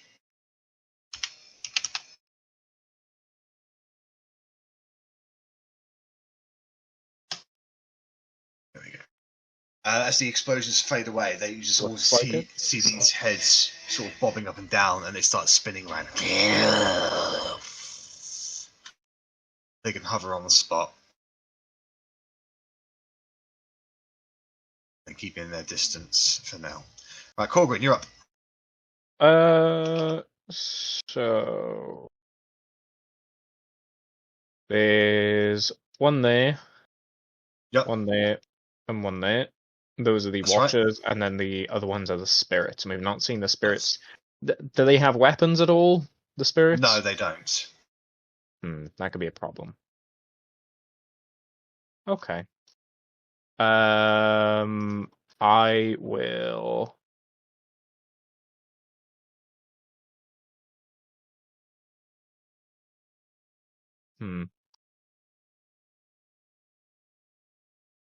Verity doesn't have any cover. Bella's there. Rennas is there. Otti's there. I'll go up to the top one. 5, 10, 15. And I shall...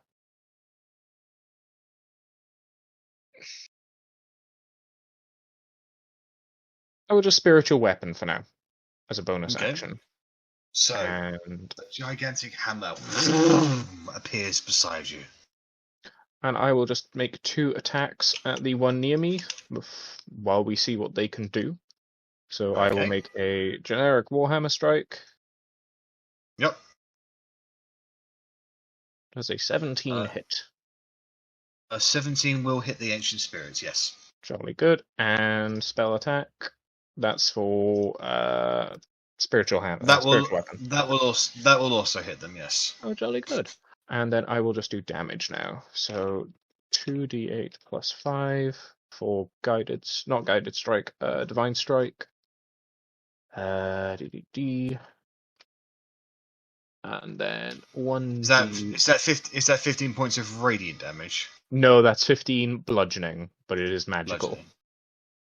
And spiritual weapon will be 1d8 plus.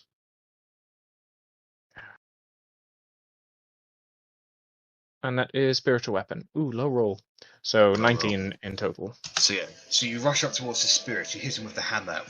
He does phase through him a little, however the body seems to react by the magical presence of the hammer. And then the spiritual hammer comes down and strikes him across the hands. It actually severs the arm off momentarily before it just seems to reconnect with its ethereal-like form. Its presence is lessened. You've done some damage. Okay. Alright. Arrabella, you're up. Okay, so I am going to take out my fiend bow and I'm gonna shoot at this guy. And I shoot him at Squib. Which guy, sorry? This one? Can you see my That guy thing? down there. Yep, yeah, I saw that. Yep. I assume Squib. Yes, he's not a fiend. Okie dokie. There is my Squib attack. And That is a hit. Go ahead and roll damage. Okay. There you go. And I get a d6 fire damage. I don't think it's going to do anything to him, but I'll roll it anyway. Yes, so the fire reads out from the arrow, strikes over the head and seems to have no effect on him. That piercing, is that magical piercing damage? It's with the Squib, and I cannot remember. I don't think I'm high enough fighter for all of my arrows to be magic. I think I'm literally one level away from that. Hold on. Hold up. Where is your sheet for it, Findo? So, all the way down there. Accidentally opened the autumn invasion. Let's close that. Alright, so you've activated all traits of it now, which means Yes. it is now a magical bow. Oh, there we go. Yeah. So Yes, it's magic damage then. lovely. So 12 points of magical piercing damage. So as the arrow strikes into the head, it kind of sticks into there before it sort of phasing through the head, falling down onto the ground, and the creature sort of breathes into itself. Alright, that's your first attack, I believe. Yeah, I'm assuming it's still alive. Oh, yes. Yeah, I'm gonna go for it again and probably miss. That will hit it, but it's going to use reaction to cast shield. Bounces the arrow off of it. Okie doke. That's me. Okay. Alright, so Rennas, you're up. Oh, actually, I'm gonna move, sorry. Alright, you can move. To there.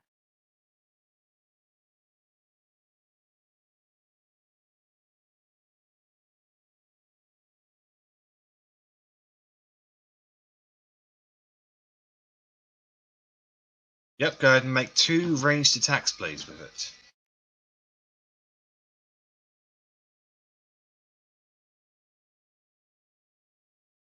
That is a hit. And that is also a hit.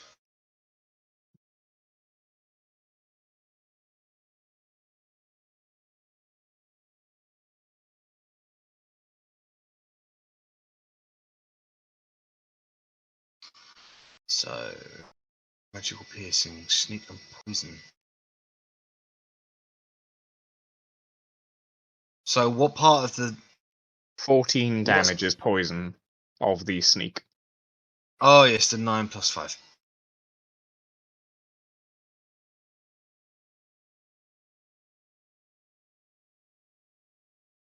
So the poison has absolutely no effect on him whatsoever. As the poison seeps out from the blade, it does sink into the body, but the poison just doesn't enter into any bloodstream. It seems just to be immune to that kind of damage. So that is 3, 3, 6, 9, 11, 13, 1, 2, 3, 4, 1, 18 sneak attack, 27 damage. So as the 2 daggers seep into the body, it just goes and bursts into yellowish-like mist and disappears. So your 2 daggers now over there, Rennas. Yep, he gets that. All right. Bellatrix's turn. So she is going to rage, and she's going to go charge at this guy over here. She's going to attack with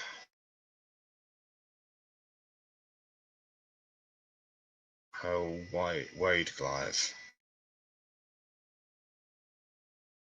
So she gets 2 attacks, I believe. Mm-hmm. But not advantage, so 16 and 27.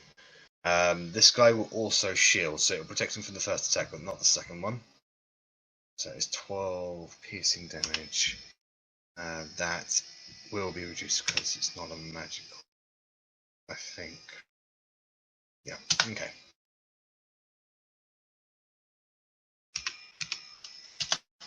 Alright, that's Bellatrix's turn. Verity, you're up.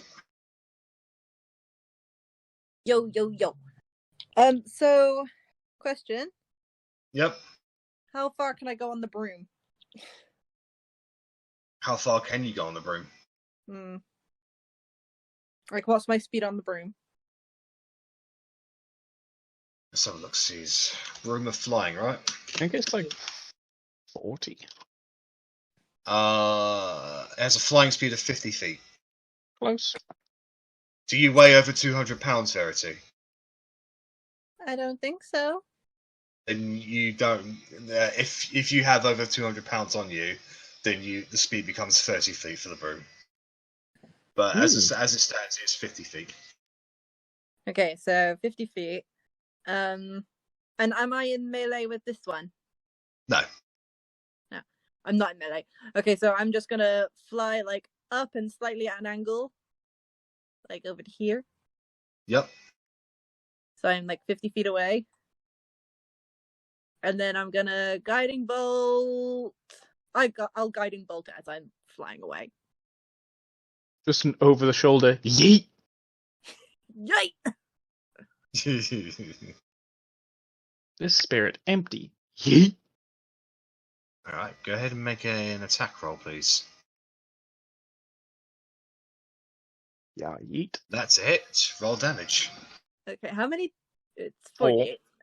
46. 46. Yeah, I can't read. Go me. We'll teach you one day. Oh!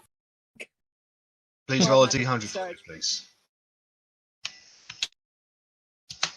Oh, wow. A 1? I don't think you've done that before. No, No. I don't even remember what this is. Let's have a look, see. Number 1.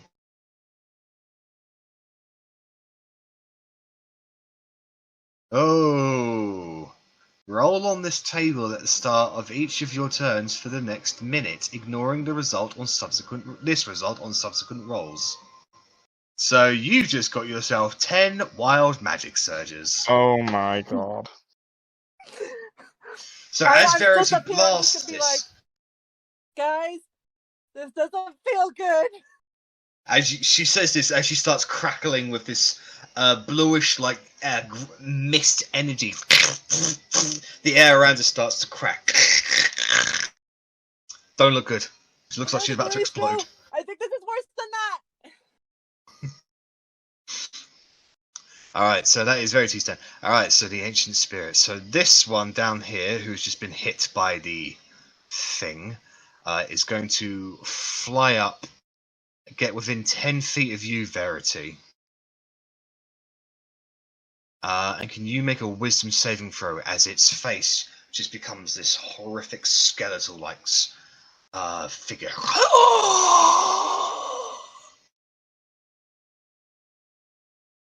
So my wisdom save is shit. So I'm going to use my advantage thing on it. Okay. Or yeah, I'll use my advantage thing on it, and then I want to say something afterwards. If I succeed. Okay. So Tides of Chaos, no problem. Oh my goodness, that's a fail. That's a yikes. Look, Verity's wisdom save is Why almost am as I good as my rolling con. shit? What the fuck? Like, this is just... I'm just completely getting shot on, it seems like, lately. Ugh.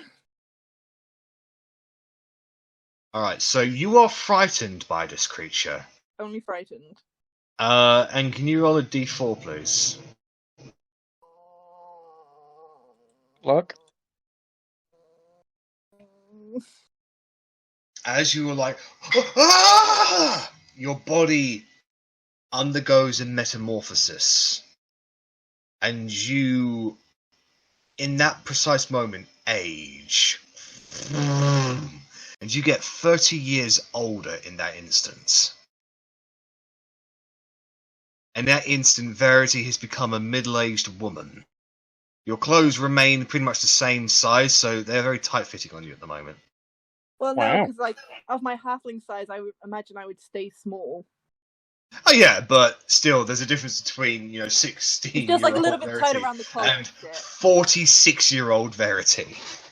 There's a bit of a difference. A lot of collagen is the difference. Wow.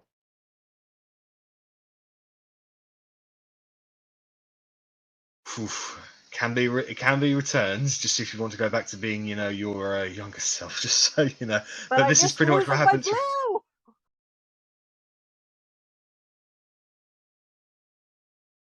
Alright, so that's that guy's turn. Like, this is getting worse! This one is going to flutter forward towards you, Otti, that activates your held action. Words, yeah. And she slaps it with the hammer. The Mother's Mercy. That's going to be a hit. Mother's Mercy is not a magical weapon, I believe. It's not a magical weapon. It just did extra damage. Ignore the rage. Yeah, so that is going to be 10 points of damage against it. Now, can you make a charisma saving throw, please? No. Yes. I can't make it. Jack, I remember, I wanted to say something after my turn. Oh, yeah? What was that? Telepathically, I'm just going to be like, warning that they're doing fucking mind shit, and like, hoping that maybe if we're communicating with each other, it might help on stage. No. Fuck!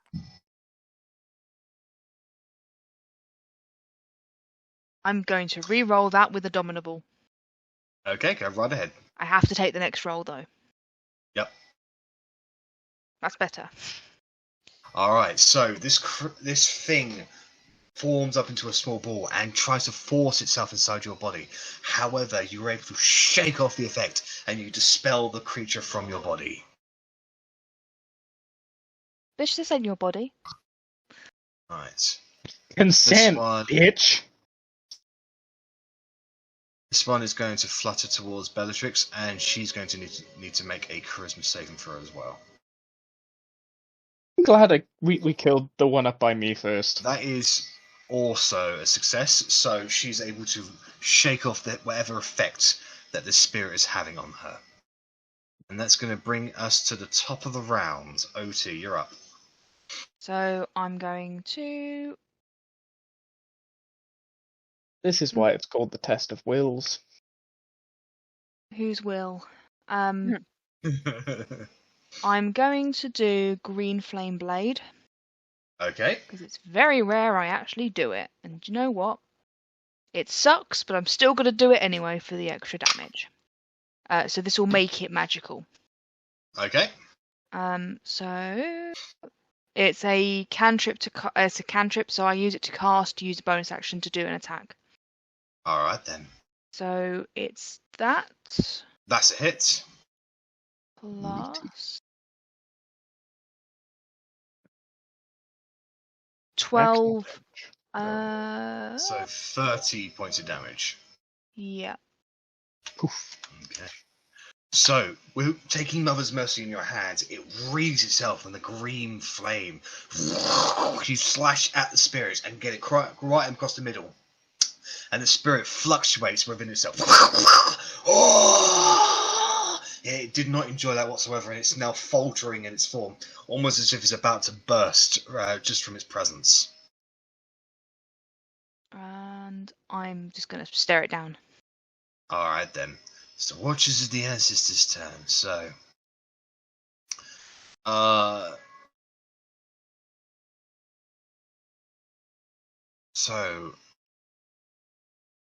Korgrin, Rennas, and Arrabella, can you both make 2 dexterity saving throws, please? As the 2 down there cast Fireball again. No. That's there too. And Krakoom. Oh, Krakoom. I will Ring of Evasion the 1. 1. Okay, so Arri, you fail 1. Rennas, once again, you see these explosions happening and you dodge. Missing the explosions completely. Arrabella, you are caught by one of them full blunt, unfortunately.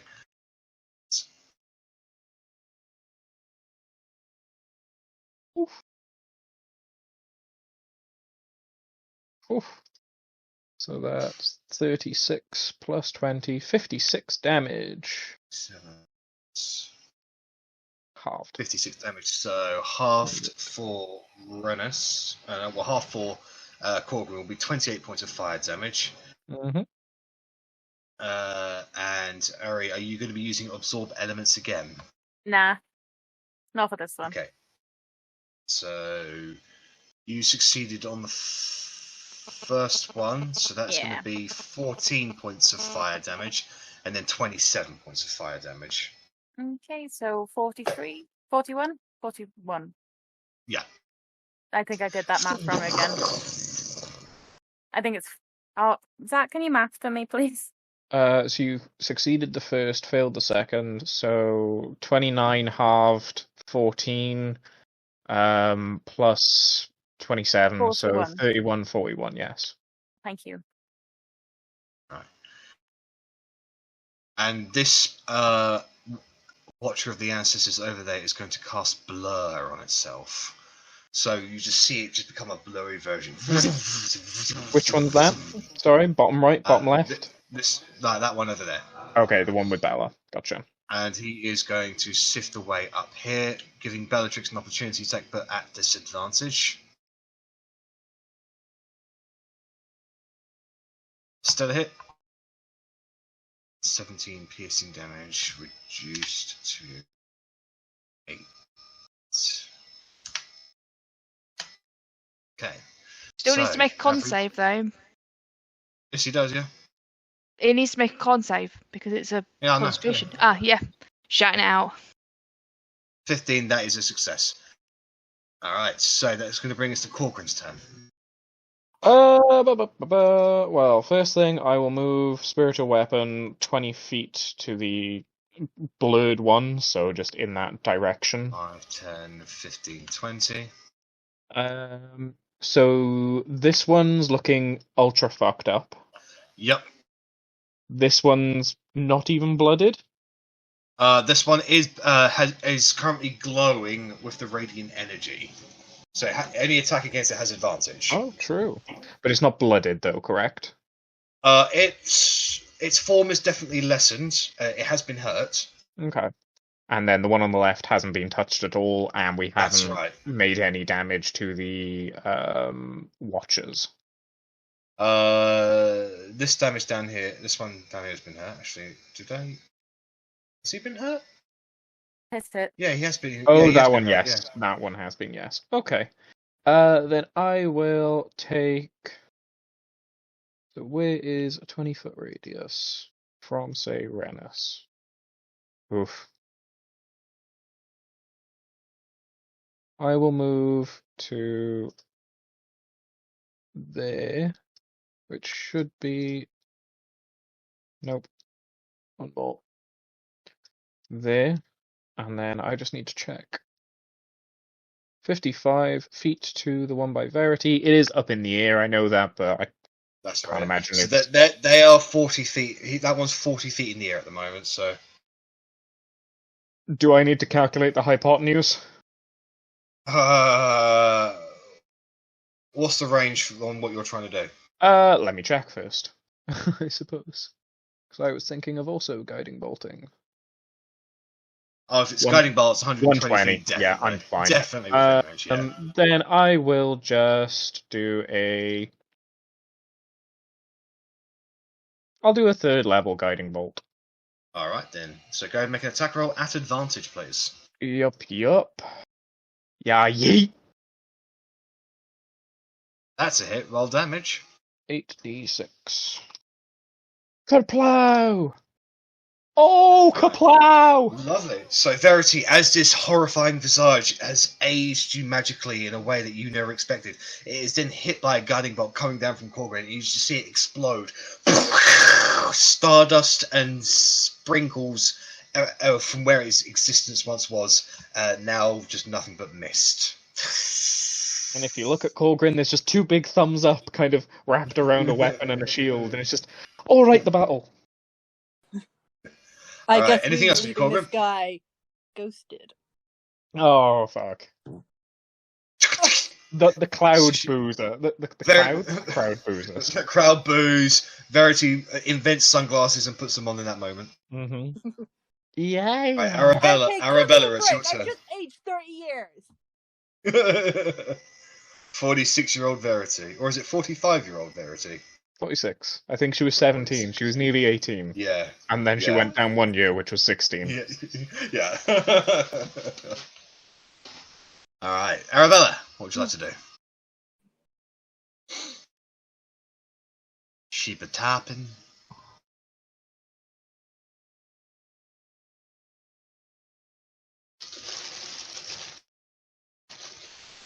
Yeah.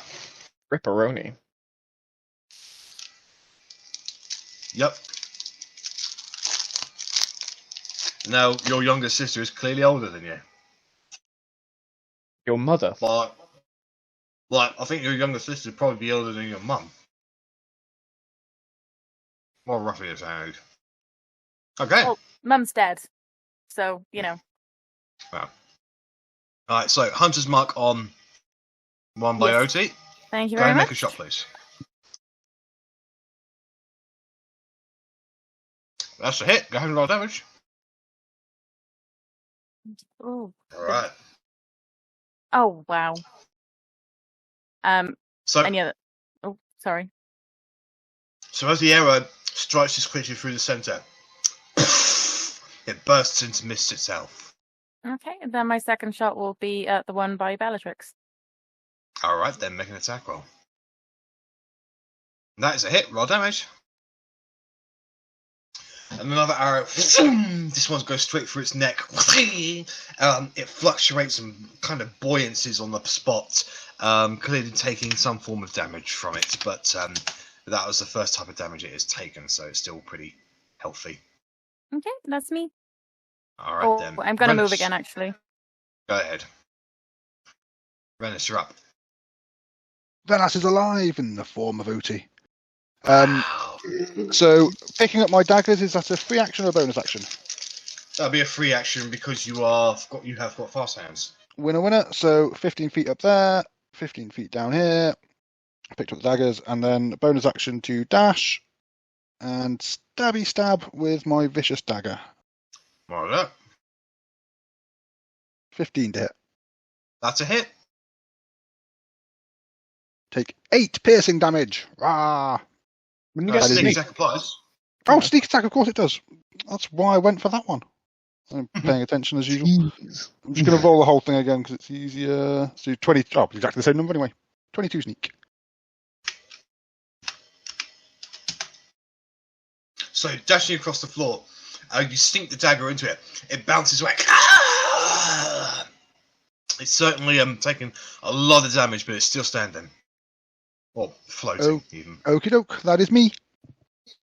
Alright, so it's Bellatrix's turn. So Bellatrix will get out, sling the alarm, and chuck it at the ancient spirit fluttering away. Wait, is that one dead? The one by Bella? Not yet, no. Fair enough. But Figured. but she believes that she believes that thing's gonna like die any moment. So and this is the one that's been casting fireballs. So she's more concerned about that one. Wrong sheet. Oh dear. Second attack. 20 is 20 is going to be a hit.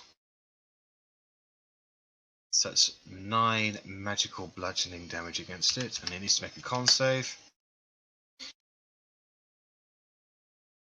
That's a fail. The blow on it ends. Nice. Alright, Verity, it's your turn. Do I have to do a D100? Yes, you do. Is it at the start of your turns? 85. Why do I have a bad feeling about 85? Why do I feel like we have a bad relationship with 85? No, it's fine. Is it 87 that's You bad? cast mirror image on yourself, so you see 3 Verities up there now. Okay. When I cast spells now, do I still have to do wild magic rolls for them? Yes. Okay. So I'm gonna fly. Hopefully, I can make the. Yeah, I'm gonna fly 50 feet down to my sister. Yep. Hey, I'm old now. Okay, I'm not that old. And I'm gonna touch her and cast Cure Wounds. Okay. I'm gonna do it at 4th level. Righto. So an older Verity with some freshly acquired wrinkles on the lines of her face flies down towards you, Arrabella, and heals you. So that's 1, 2, 3, 48. Yep. Plus my spell. Yeah. Is it my Spellcasting ability spell- modifier. So is that just plus my charisma then? Correct. Yeah, if you're casting this as a warlock, then So it's yeah. plus 4. Well, either or warlock or sorcerer, really. I don't think sorcerers get cure wounds. No, but the spellcasting modifier is the same. Both charisma. Oh yes, that's right. Yeah. 48. Okay. You look like Mum. Although I don't think she would have got to. Yikes. Wait. Okay, can I use my sorcerer ability to use 2 sorcery points to re-roll those 3 ones? Yeah, sure. Okay. Because they're technically damage die, so. Because that's a yikes. And no, divine soul sorcerers get cure wounds. Yeah. That's better. And then there we go. So 16. I have a bonus action, alright? 25 hit points back to you, Arrabella. Yes, you do. Go ahead and roll a D100 for me, though. Sorry, not D100, D20. Okay, we're good. You're good. Bonus action. What am I gonna do as a bonus action? God, why am I like this? I don't know. Me no. Me with a monkey. No, that's it for now. Alrighty then. So it is the Ancient Spirit's turn. So this one here is going to turn towards you, Rennas. Can you make a Charisma saving throw, please?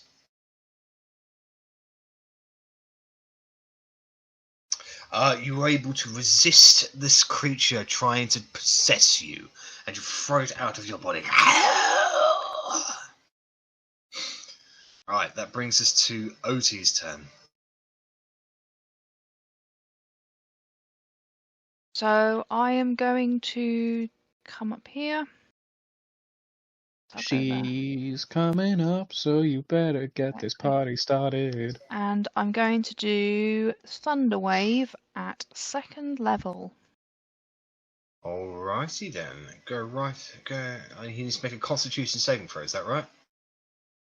Yes. Yes.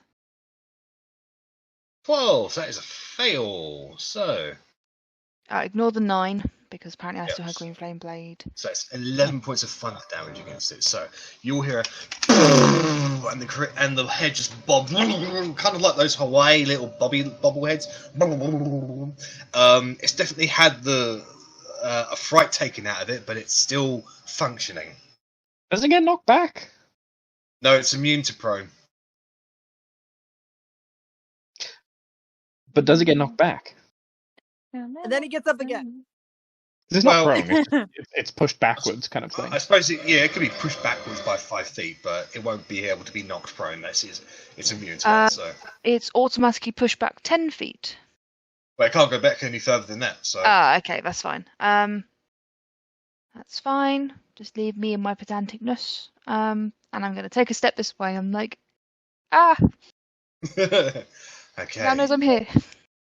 So this one here is going to. Come on, come and hit me. Come and hit me. It's going to cast Magic Missile at 3rd level at you, Korgrin. Fucker. Well, they hit. So 1, 2, 3, 1 and 2. Oh, Verity says counter in the midst of all this. What's the rank? Spell sniper? Got like 120, I think, for counter spell. Yeah, So it goes to cast something. However, you can see Verity roll a d100 for me, please. Oh my god! What is up with your Oh rolls my tonight? god! Serious? This is happening? Yeah, it's Please happening. don't roll another one. It's happening. Or a Garistro amongst the other ones. Yeah. I mean, if there was ever a place to roll a Garistro, it'd be here, because... I just don't trust any roll on Alright, a D100 so... now. Okay, so... Verity starts glowing with a divine light that is shockingly bright. Arrabella, you are blinded being that close to her. Brilliant.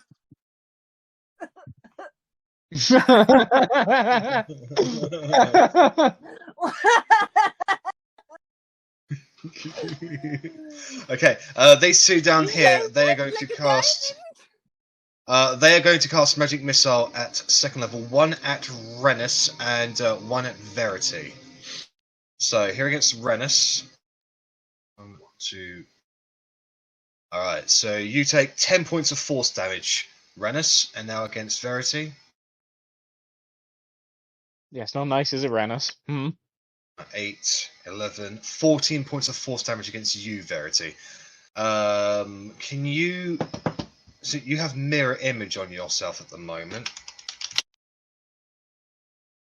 So since they're 4 separate attacks, roll 4d20s.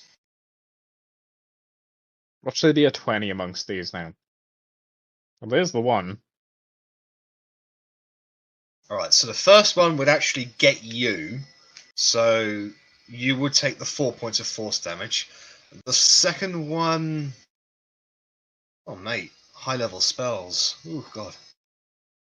It's 3D chess here. Where's the fucking... Go on, load. Here we go.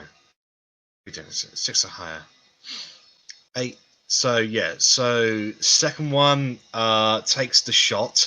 So, one of your mirror images is destroyed on the second one. So, minus the 3 force. So roll another d20. I rolled 3. Oh yeah. 14. So the 2 shots, third one got you. So you still technically have 1 more illusionary. So go ahead and roll go ahead and another roll d20 for that final shot. 10. No, that second shot you take. So that is actually going to be 7 points of force damage against you. You still have got 1. 7 total, and you only have 1 illusionary thing left. I thought it was if you rolled higher than the number, it goes to the thing. Yeah. So with on the first one she rolled 16. so it took the shot. On the second one, she rolled a 1, so she took the shot. On the second one, she rolled a 14, so it took the shot. And then on the final So there's illusory, it one needs to be left, 11 or which is higher. the 11. Yeah. Gotcha. Okay. Yeah. All right, so that brings us to Korgrin's turn. I will move first. Actually, air's gonna move, so it's gonna go back there. Okay. It's gonna go down there, and this one's gonna move a little bit further over there. Where was There you I? go. I was Right there. there. Holy Yeah. shit! That son of a bitch. Yeah, it's a quick little fucker, isn't it? A little bit. I will move spiritual weapon down to there then. What's that? 1, 2, 5, 10, 3, 15, 12. 4, I think? Maybe I can go one more? Could be wrong. 5, 10, 15, 20, or 20. Yep, there you go. Okay. Well, if it can get there, it may as well take a swing at the spirit. Yep. So, babonk. Yes, that'll do. I'll hit it. Roll damage. 8 smackaroonies. And the creature is dissipated from existence from the attack. Rennas just sees the hammer float through Bella, and as it's floating through Bella, it's also mid-swing and just clocks the spirit in the head. What do I want to do about the other one? Because he's taken a dip, dodge, and dive. I will move 5, 10, 15, 20, 25. And then I will just Sacred Flame. So it needs to make a Dex saving throw, please. Is it Dex? Dex. Okay. Oh, that's a fail. Oh, that's lovely. So that is... we are level 14, so that's 3d8. I'll take it. 14 damage reload. Alright, so the flame erupts on you. It certainly did not like that. It's barely functioning now. Right, you can see the head sort of like arms bobbing down, ready to hit the floor. Jolly good. Okay. That's me. Alright, so Arri, you're up. So your younger but older sister has just healed you. Your older sister. Huh.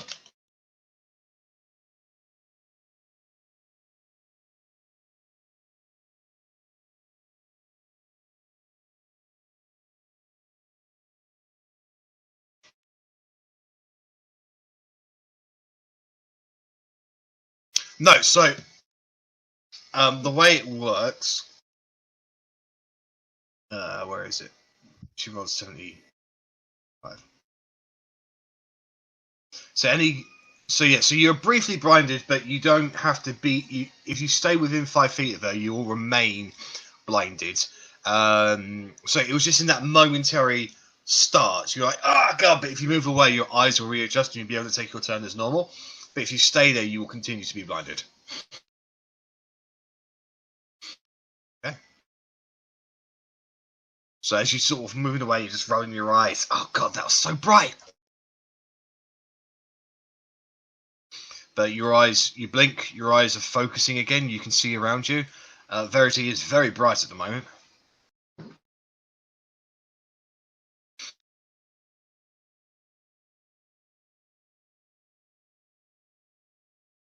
Righto. The hunter's mark moves to down there.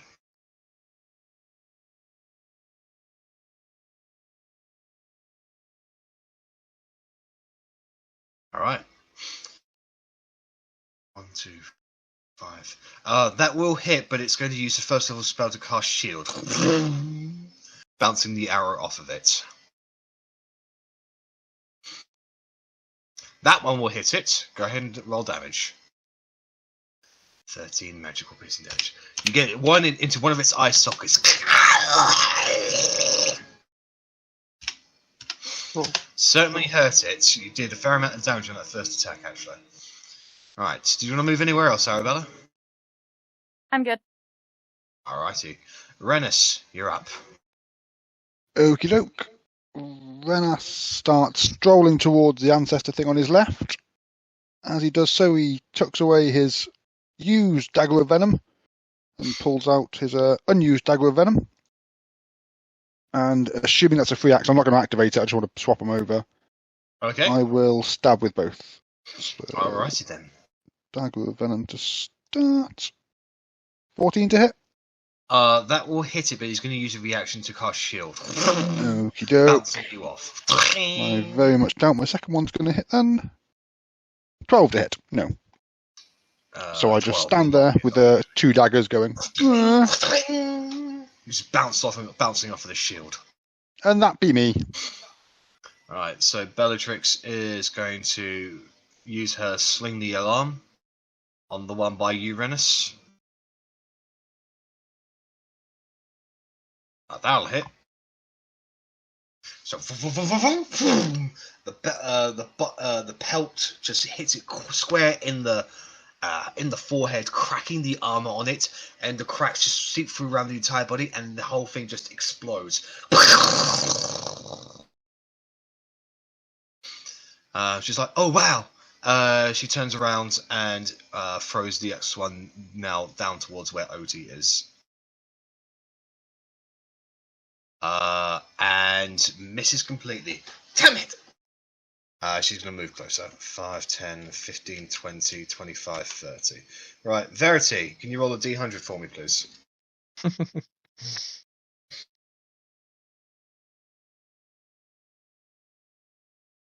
don't think she wants to, but she knows she has to. You have to. 29, what do we have?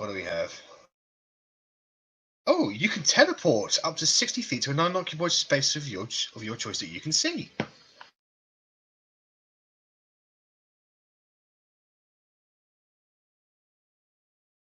So this blinding light disappears for just half a second. I am going to teleport. Where's Waldo? Who's still a pain in the butt? Bottom 2 are the only ones left. Okay. You stay there. So I didn't mean to. Sir, do you mind? Like, my computer's messing up and it's like making me change the size of my character sheet, and it's like, no, I just want to go over there and do something. Like, okay. So I'm going to teleport then. Yeah, over to that guy. So hopefully I blind him. So on the start of his turn, if he still remain in that area, he will be blinded. I'll be like, Shinbeth, I can do it. It's your sobbing and crackling blue energy. Alright, so that happens at the start of your turn. What's going on? And then, oh god, what attack can I do up close? Inflict wounds or something, or I don't know. You could. Have you got Sacred Flame as well? I don't think I have any, yeah, Sacred Flame I have. Sacred Flame you could do, that's a save. Yeah. I'll do Sacred Flame. Point blank fireball, why not? Fireball. And it's a cantrip, so I don't have to roll a d20. Alright, so you're going to cast Sacred Flame on it? Yeah. Alright, so feel the burn, bitch! 11, that's a fail. Okay, how many what 3. is that? 3d8. 3d8. Cool. Oh, Georgia, I'm so sorry. The flame erupts upwards. It does avoid most of the damage. You still burned it, but it's still hearty. It can still take a little bit more damage. Right. Anything else from you, Verity? Just screaming into the arena like this is fucking go! Alright, well, all the ancient spirits have been defeated, so we're going to go straight to Otti. I am actually going to measure the map. Yep. I'm going to run down. And I'm going to grab HUD. And swing with HUD twice. Righto, make 2 attack rolls, please. 25, That's- the first. That's the a right hit. one? That's hand axe. Oh, that It's is hand hand axe. I mean, you're Okay. welcome to take it. It's a good roll. It's 11. 28 is Oh. better. 28 is better. Yeah, that's a hit with HUD. That is. I'm going to re-roll that. 8. D8 or D6? D8. I'm going to re-roll the D8. That's a 2. That's not much better, but it will do. So 8 points of magical slashing damage. So that's the first attack. Second attack. Yeah. I just dropped my mouse on the floor. With HUD again. 23. That's another hit. Nothing you can do about it. 14. So with 2 swings for the HUD, you cleave it in 2 and then bring the axe down, clean it into 4s, and then it just explodes.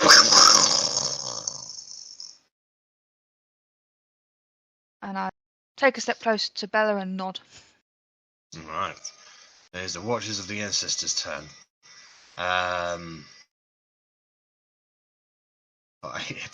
The reason why it's keeping range is because it has absolutely no melee attacks whatsoever. So it's gonna float out of range from you, Verity, giving you an opportunity attack. Yas, Queen. Slay.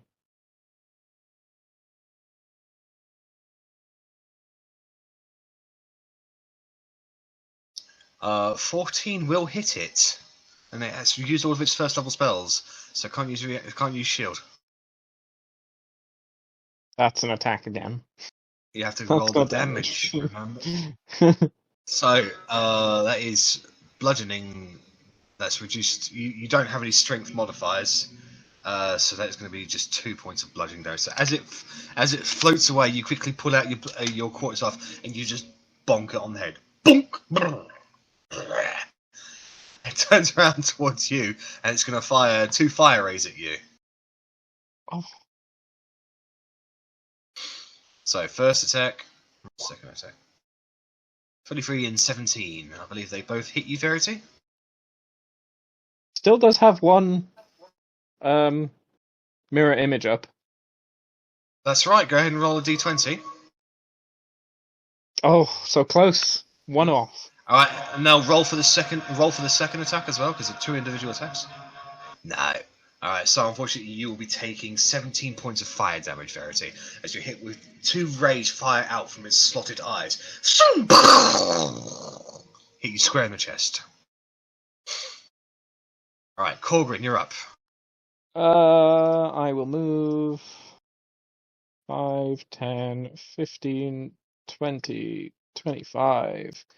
And I will Sacred Flame again. So Right, no, dex dex save, save. pretty please.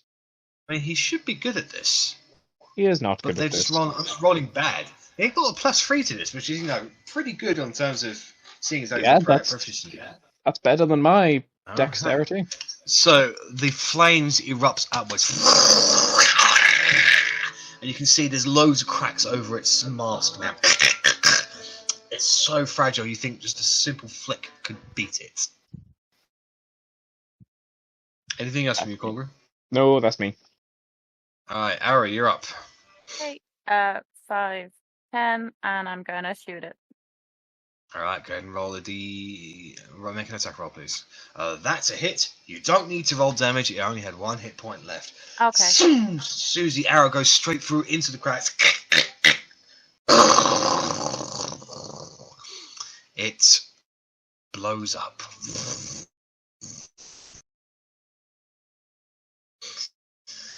And with that, combat comes to an end. Am I going to However, have to roll? Verity is just going, "What's going on?" Roll another. I want you, roll another D100, and we'll see if people react. So 54.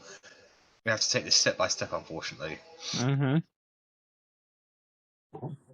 How many gold do you have? How much gold do you have, Verity? Just on your gold or person. gold and platinum?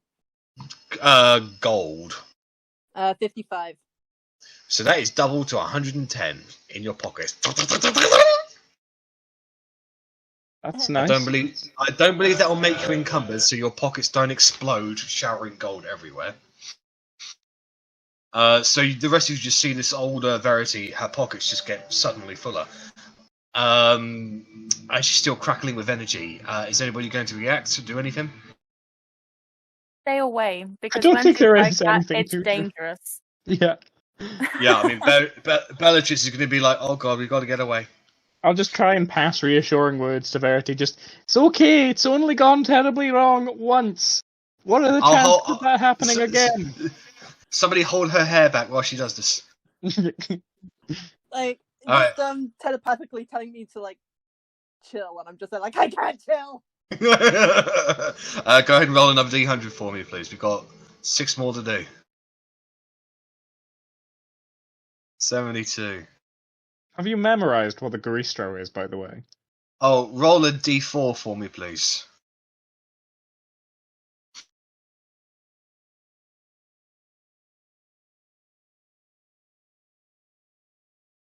And then she's saying, I got she turns to stone. Oh my god. Roll another D100 for me, please. 76.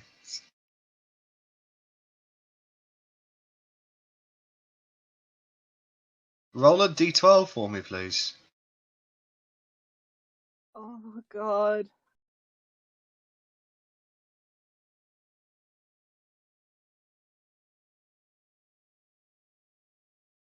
I'm petrified, Right, so technically I can't see you anything. can't see. You can't see. That was very, very, very good that you can't fucking see at the moment. What did you almost do? She nearly sent all of you 11 years into the past. What the fuck? Roll another D100 for me, please. The whole Edgar thing would have been, like, so much easier. What would you have done, Jack? Created an entirely different... Ended the session right there and then and prepared something else. 89. Oh my god.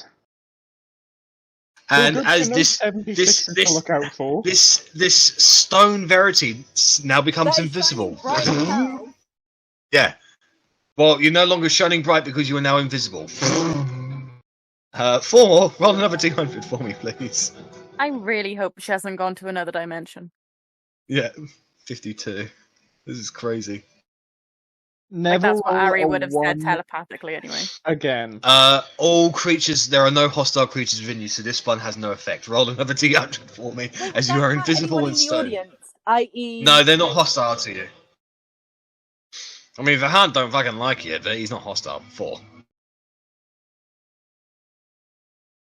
If the last roll of this is another one, I'm gonna throw my headset. And anybody within 50 feet of her is now under the effect of True Strike until the end We of your roll next with turn. advantage. Fantastic. Yeah.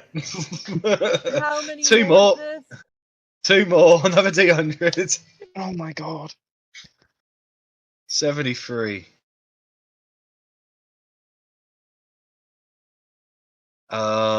60 feet of you, eh? Oh wow. 65. Oh, Bella's 60. Shit. Alright, roll. That's good. Alright, so I'm going to roll a d20 here. Odds Bellatrix, evens Arrabella. Odds Bellatrix. So Bellatrix just goes, what is going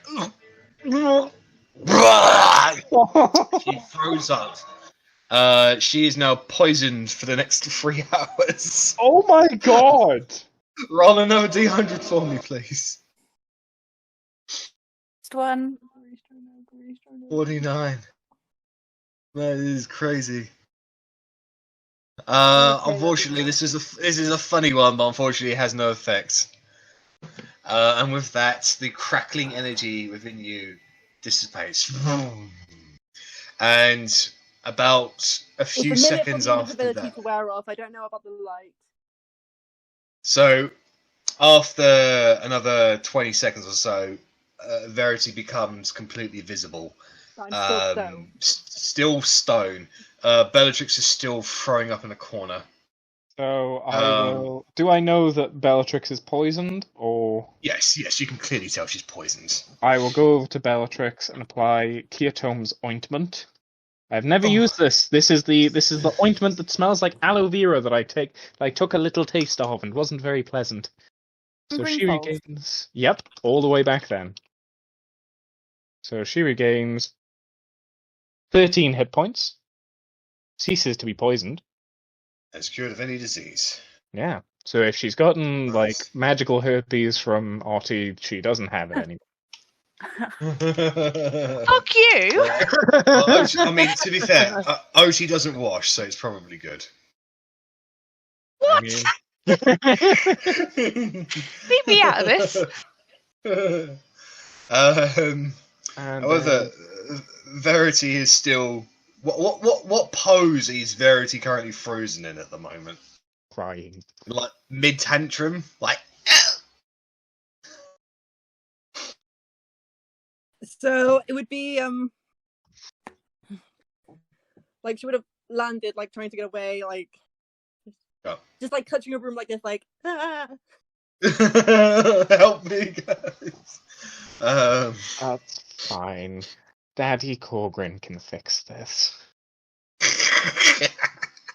And I'll just walk over to Verity, and I'll just, in a horrified visage, I'll just gently stroke her head, curse under my breath, and cast Greater Restoration. And with that, the energy washes out from your hands, Korgrin, over Verity's body, and the stone just falls away like rain. And Verity, you are back to your senses again. That should also make I her still younger old? too. Sorry, what did you say, Verity? am I still old? Yes. Wait, no. That would also reduce your age back down to 16. And I will just to the crowd, and behold the magical mud bath, reverting her back to her original age. Sawam calls out and says, "That was certainly an interesting performance. You have passed very strangely." My hammer takes a bow. And Verity, you feel a little queasy over releasing that much energy, but I at just like least fall backwards and just like no words. it's over at least. Roll another I D100 really wish for no one Tides else of was in my Chaos, head please. right now. Roll another D100 for Tides of Chaos, please. Just a last hiccup, the post-vomit burp. And you summon that Mastiff wearing spectacles back. Oh, hello, Verity. Oh my god. It's good to see you again, good chum. A lot of the monks just look really weirded out by it. These are usually stoic people, they're prepared for any and all circumstances. They've never seen this before. Looks like you're in a bit of spot and bother, Master Verity. Is there anything I can assist you with? And you just like Would you like a back rub? no. Would you like Can a you pet? bury me? Just bury me. I'll certainly try. Unfortunately, I don't have my archaeology equipment with me, so I can't dig a very good hole. Just bury me. You're a Just dog. Very good. Use your paws. Not that I'm saying to bury Verity, but you're a dog. I'm busy reading my book. I can't be using my paws to dig when I have to turn pages. I'm not even going to think too much about how a dog turns pages. With its paws, I imagine. This entire time, just Verity's getting head pats. Just there. It's okay. The spiritual weapon at this point will dissipate away. That's fine. So one will call out and say, "Very well. Should give you a minute to compose yourselves as we begin the second test, the test of skills." She nods towards River, who goes over to the side and pulls on a lever. Wrong lever. And the middle of the arena immediately starts opening outwards. Can I just poles shout start and ask, is the next one another fight? Indeed. Huddle up, get over here. As this is happening, you can see poles jettisoning out of the bottom of this pit, and you have a quick look over the side and you look down, and you can see a lot of giant snakes down there looking real hungry. 4, 5, 6. Assuming everyone is nearby, I will cast Mass Cure Wounds at 6th level. Everyone within 30 feet. It's 6 creatures, so it's all of us. So when you cast a spell, increase by 1d8. Okay, so it's 4d8 plus 3. And I will double those dice with the Divine Plate. So that is going to be 14... 21, 20, 22, 44. Yeah, let's do that. So it was 14, 21, so yeah, 22. 22, That 44, plus and then the add 3. 3. So 47 hit points back to everyone.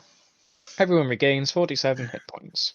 So all the wounds that everybody had acquired goes Not all away. of them. Oh, yes. Yeah, Korgrin, most of the burns you have taken now dissipate. I am still mentally scarred by seeing Bella throw up.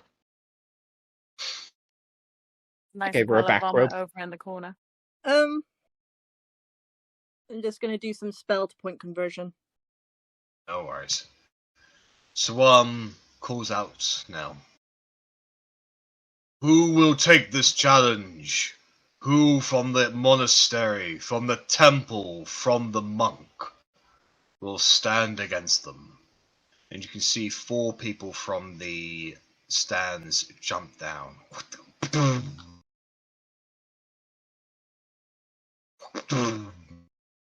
And they start taking up positions on the opposite side where you guys are. So this looks like this is the skill one, yeah? That's Which right, yeah. ironically isn't balance, even though it looks like there's a bunch of poles. To stand on, yeah. Yeah, Which makes me think Dexy people. yeah. But then if there's snakes and snakes are potentially venomous, is venom poison in the D&D world? Yes. Yes, because Rennas' daggers of venom are poison damage. Yeah. So our most dexterous person is Is he most still at risk. vulnerable? I thought he lost that, or is it I- soon? yeah. he's going to lose it? It's been a month since he was killed by Jace, so that vulnerability is gone now. He's recovered Oh, from that. yay. That's Thought good. so. That's half good because he's still working. He has to go back to Well, work. we need to see what the challenge actually is first. Yeah. So I assume Suam will monologue for a minute of what the purpose of the challenge is. He goes on to say, pick your champions and stand upon the poles above the snakes. If you fall off, you will lose. If you are forced off of the poles and back onto solid ground, you lose. You may move only on the poles. You will win if you are able to force the losing conditions on the other 4 warriors. Out of the 4 warriors who have come forth, how many will go into the center? I will! I will!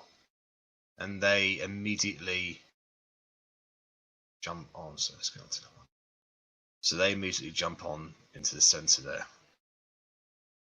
And you can see them kind of like Karate Kid crane style. Like basically on one leg, just standing on those poles there. They start immediately lifting back and forth, and you can see the other 2 people immediately throw some darts attached to some bandanas and ropes around those particular poles, like wrap them around them and grab the other dart and just hold it steady for them.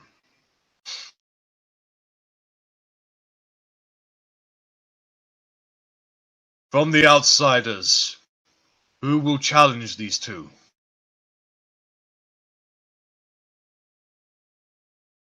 Do we need Rennas to do this? So Rennas will step forward. I'll give him my headset. Who else is the most dexterous person?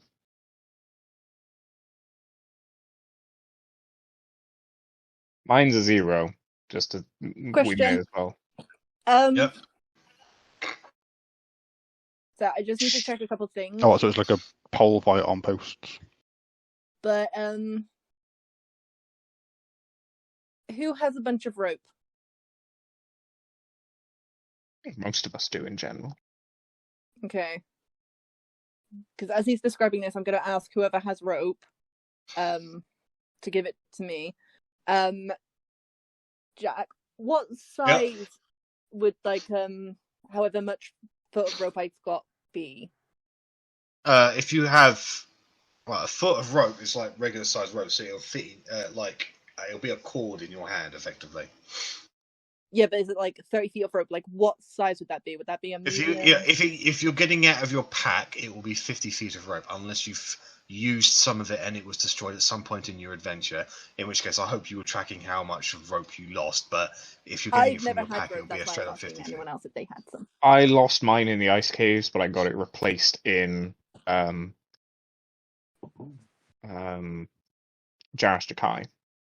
Right. Long short of it So is that I'm hoping to cast animate objects onto the rope to give the person potential advantage on these pillars, like helping them to grapple onto it. Well, that's effectively what this check will be. What those two are doing for those two is they're giving them advantage on their acrobatics check in order to be able to maintain balance on these poles, because they are wobbly. Oh, so I don't need to do that then. So, I mean, you can do it. It's just it's a way to do exactly what they're doing, basically. I will put a firm hand on Arabella's shoulder and say, I think you're probably second best, but here's a hand. And as I do that, I will cast Enhance Ability. Yeah. Which will be Cat's Grace. The target has advantage on dex checks. Sorry, me again. Hi. I'm going to put Toby Spider Form onto someone Arri's shoulder, and I'm going to prepare a guidance cantrip at any point when they're about to do a check. Smart. Okay, no problem. So every time they do a check, I'm just going to roll a d4, or they can roll a d4 for it, or whatever. So Bellatrix will basically use her glaive to basically stab at the poles that are within 10 feet of the edge, and basically just sort of yank them in there and just try and keep them steady by using the grip from the glaive. So that's how she's going to help.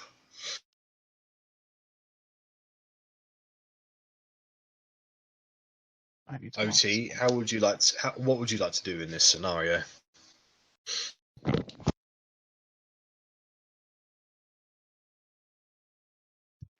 Because we're using one headset, I gave him the headset for a second and left the TV on. I was like, oh shit. I mean, I can either tie a rope around him and be an anchor. How far down was the pit? Was it? It's a good 20 feet drop, but there's just loads of snakes down there, big snakes. Yeah, I'm going to take some rope. I have some pitons as well. I'm gonna function some rope, so if I see them falling, I can pull them back up, so they don't actually go into the snakes and don't die. Alrighty then. So just to clarify for the rules, it's pushed off into the pit or pushed back onto the ground. Solid ground. Yeah, that's right. Yeah. Okay. Okay. So, so basically, in this effect, if you're knocking somebody prone, they will fall off. They'll have to make a dexterity saving throw to maintain balance, or that you can do the shove action, which will try and push them back off of the thing. So those are like the main things, or anything creative that you can think of. But what we'll do is I've written down what we're all going to be planning, so we'll call it a session there, and we'll get back to it next week.